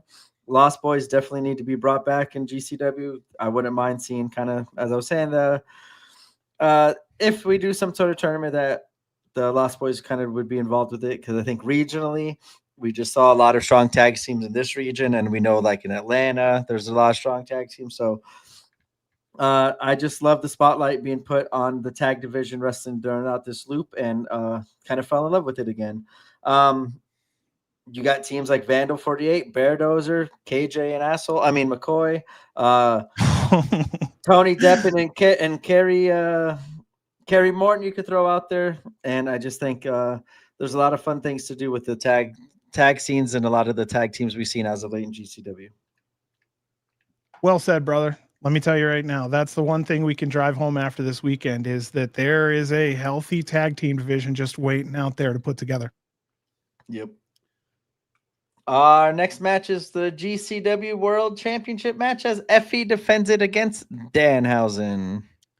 Danhausen has a great following in Barrie, that's for sure. Effy is also very loved everywhere he goes. Definitely a fun match. Danhausen goes to curse, and Effy says, "No cursing." Danhausen could do no wrong. Both hug and pose together on all four sides for pics. Fans are chanting, "This is wrestling." Effy's asking for music and starts dancing. Then Danhausen wants to dance, and Brett plays the wrong music. Commentary kind of chuckles a little bit. God bless indie wrestling. All of this was followed by a holy shit chant. Danhausen is face first in a corner turnbuckle. He got stomped in the back. Danhausen turned to the camera and said, "People think it's the groin that hurts. It's the tailbone." We didn't get GCW attitude Effy. We got Green Mountain family friendly Effy. But Effy was still full heel, including yelling at the ref and ripping off a corner pad and exposing one of the turnbuckles. He attempts to buy off Danhausen with money he has in his trunks so he could pick him up and body slam him. Effy goes under the ring and comes out in a Danhausen mask. Gotta love promotion. He attempts to curse Danhausen. Someone attempted a Daddyhausen chant that didn't really go off. Effy takes off his mask to a holy shit chant. Both take turns attempting famous wrestlers' finishers, including Cena and Undertaker's, amongst others. And in the end, Effy gets a surprise roll-up for the win. Our winner and still GCW World Champion, Effy. That was his 39th championship defense. And what are your thoughts here? I had high expectations going into it, but I think Effy and Danhausen, kind of like Danhausen and Shotzi the night before, hit all the spots and notes that I thought they would during this match. But once again, because of the comedy and everything, it kind of takes away from the title match, in my opinion. But I love the tequila spot, the dancing spot, the tea spot. All the spots were perfect. All this perfectly melded together, and I was highly entertained. And I thought this was a strong title defense here for Effy. As much as I just got done bashing his stuff, I definitely had to shout it out in this match because it was fun. This was a fun part of Effy's title match, and this was a good one for him. What's up, dude? I didn't like the ending. Wasn't this one where you just kind of like just rolled him over, like in school, not schoolboyed him, but like just like rolled him over and held his hand? Like I think like that's listeners, the shit, listeners haven't been liking the roll up. They haven't been liking the roll up recently.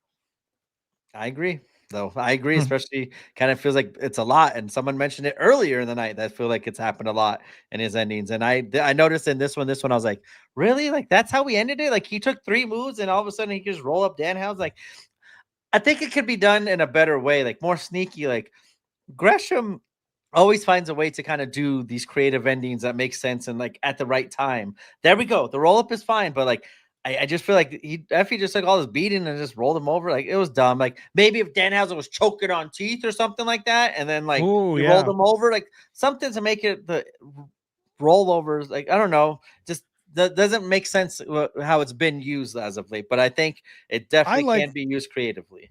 I like heels using roll ups. You know what I mean? That's that dirty bullshit. Yeah. Like you think you have a match and it's done within 3 seconds. You're like, fuck, what was that?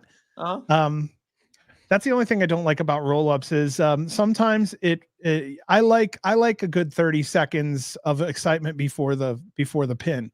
Roll-ups sometimes don't give you that. That's all. Same. Teeth. There we go. Our next match was for the Green Mountain Wrestling Championship as Mike Skyros defends it against Joey Janela. I would have lost my shit if Joey won that title and touted that belt all over the US. I mean, like, really? Tell me that wouldn't have been funny if he held that, like, if he held that thing like it was the WWE Championship and he just Green Mountained it wherever he went. I mean, he could have put it into promos like, who do you think you are? I'm the Green Mountain, you know, like he's over in Utah. I'm bringing this belt back to this where it should be. It's not more going to be defended in scrap Vermont. Yes, and he's taking it to places it's never been before. I think that would be hilarious to take a local belt and just all over the world with it for fun because a unique story. Joey came out twice, and Veda said it's old double pop Janela. Welcome to GCW and happy birthday, Green Mountain Wrestling Champion Mike Skyros, whose birthday is actually today, 11/11. For some of you, unfortunately, it's 11/12. But the Moonlight Sun has seen 11 years in the business. He's one half of the team F Average with Isis Ethics, fighting out of Syracuse, New York. He's billed at 6 feet tall. Today for his birthday, we'll say you're 6 feet tall. He's a 14-time champion, 3 notable title reigns, a K1 Classic champion, 574 days, a Grind Grand champion, 624 days, and the HTW Network TV champion, 715 days. He's ranked in the PWI 500 at number 470. Someone told Joey to go back to fucking Jersey. Then we hear a fuck Wawa chant. You could really hear some quiet go over the crowd when the Wawa chant went in. There's a short back and forth. Eventually KJ Orso comes out and it's a 2-on-1 beatdown on Janela. Music hits, out comes Mullet Man. I saw him, the gear without the knee pads, the mullet. I was sold, instant fan. He's reminiscent of Hulk Hogan with the boots and the yellow wife beater style shirt. He has Mike Awesome's mullet, the looks of Bobby Eaton and Madman Pondo wrapped in your uncle that loves Bud Light. He's likable and fun, trained by Donnie Myers, who was trained by Pat Patterson. He knows exactly who he is, what he's offering, and delivers that. I love it. The match is called off as chaos erupts. There's a no contest. Senior referee Adam Galt's trying to get everything under control. Joey grabs a mic, puts over Mullet Man's hair and apologizes to Ricky Morton for pulling over Mullet Man's mullet. That was a good laugh. Joey asked Brett for the match to be a tag team match. We get the signal. Emil grabs the mic. Our main event had now been announced as a tag match. Before we go any further, I kind of went a little too far. Do you have any thoughts on 2.5 minutes of Mike Skyros and Joey Janela, or we keep moving? I wanted to kind of see it kind of go longer. Skyros looked impressive, and the crowd seemed into it. Like, I thought this was a good moment for Joey to put Skyros over, but I, not knowing who the hell Mullet Man was or anything like that, and seeing kind of the breakdown and what it turned into, I'm like, maybe this will be better for it. So didn't mind it, but I'm glad once again, I'm a fan of chaos. So if that's how I get introduced to Mullet Man, I'm happy with that. Mike Skyros reminded me a little bit of the Miz, and I can't even tell you how or why. Maybe it was just the gear when he came in. Maybe, when he entered. I don't know. Maybe. The wrestling match mostly stayed between the two GCW performers versus the two GMW performers, which makes sense. Both duos kind of know each other, and it made for a more fluid match between the four of them. Mullet Man pulls off some Stone Cold inspired material. He also digs into the catalog and pulls off a twist of fate and a big elbow a la Hulk Hogan. This was just a fun match. No crazy spots or weapons. I enjoyed it as a final match to send everyone home happy. It was very locals-tastic in a good way. And what a great ending to the weekend here. Also, I'm always a fan of long shows. There was 10 matches here, of course, because number 9 was a little bit of a setup. But I don't know. What you think, man? How do you feel? Fun way to end the night. Like I said, no big story other than Joey and KJ. And we kind of got a little bit of once again, more of a teaser, but got introduced to Mullet Man in a fun way. And I thought it was a good way to end the night. And as I said, I'm a fan of chaos. So give me chaos all weekend. And I got 3 shows of it. So 3 shows gave us 3.5 hours to talk about. I definitely can't complain for the weekend. Just for the record, Speedball is the true. Yeah. That's I trust funny. That one. Okay, so we stopped there. We did Green Mountains and Me. Was there anything else you wanted to discuss or talk about this weekend before I moved on to a little summary? No, I think Casa. Yes, we're still live. But actually, just ending up here though, Casa. We were just talking about you, Casa. I just actually wanted to all say good things. Shout out chat all night. The comments were fucking hysterical. Like, yes, the donations, the super stickers. Thank you guys so much. All that's been wonderful. Yeah, it was a fun night to come back to and a lot to discuss. And I'm glad we had a lot to discuss because yeah, I was not being on the show for a couple weeks. I've worried how I came out. I came out with 2 strikes on the mute button. So, but a lot of stuff to talk about, and it's going to be fun to talk about moving forward, going into NGI season. Tennessee Math for the win. Let's see here.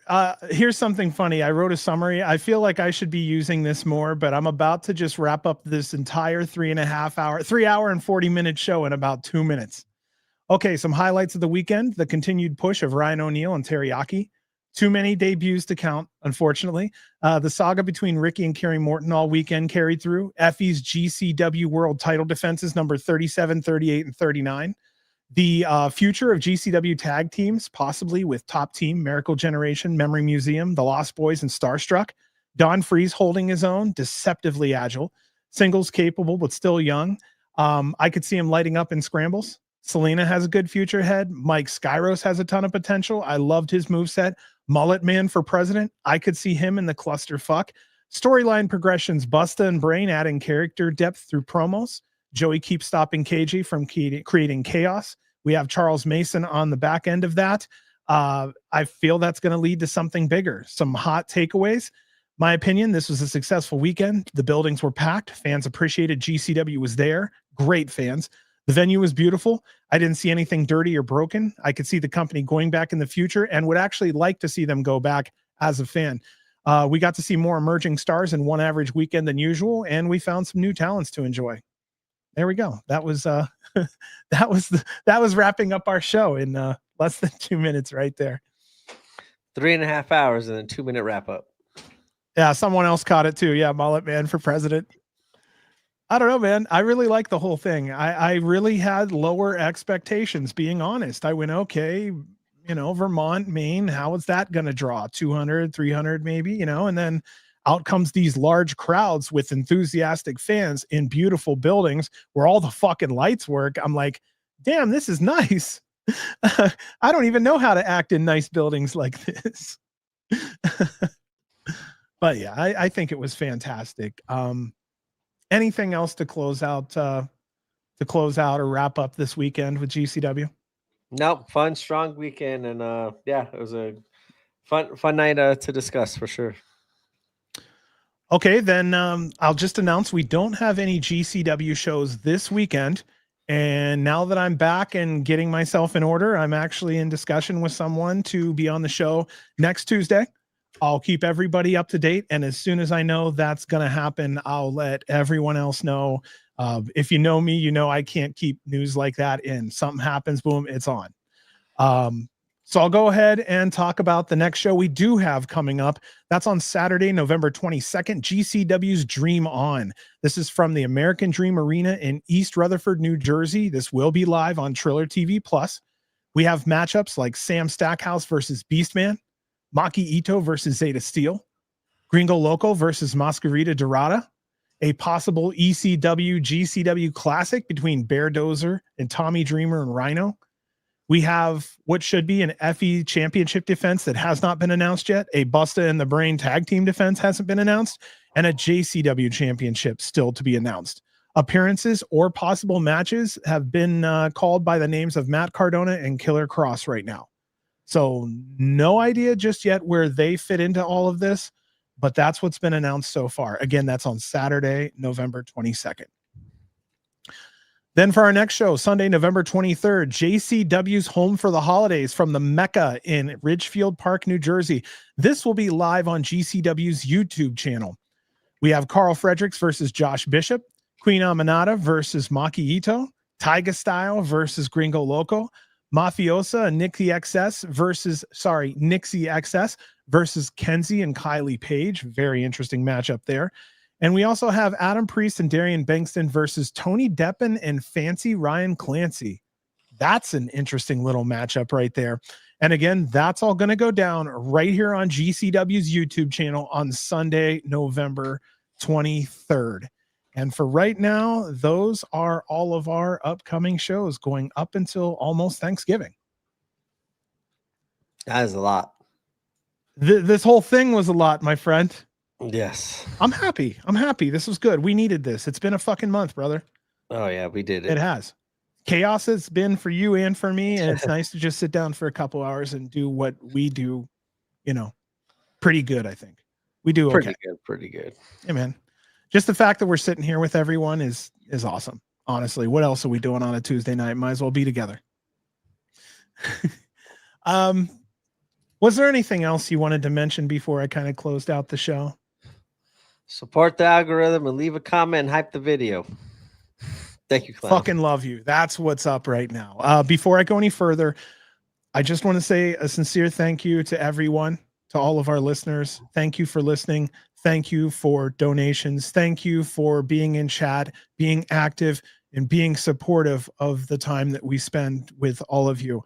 I want you to know that there are a lot of names in here that I really do look forward to seeing each week. And I want you guys to all know, in one way or another, you matter and you help make our Tuesday nights better being here. So thank you so much. Yes, thank you, thank you, thank you. All right, then.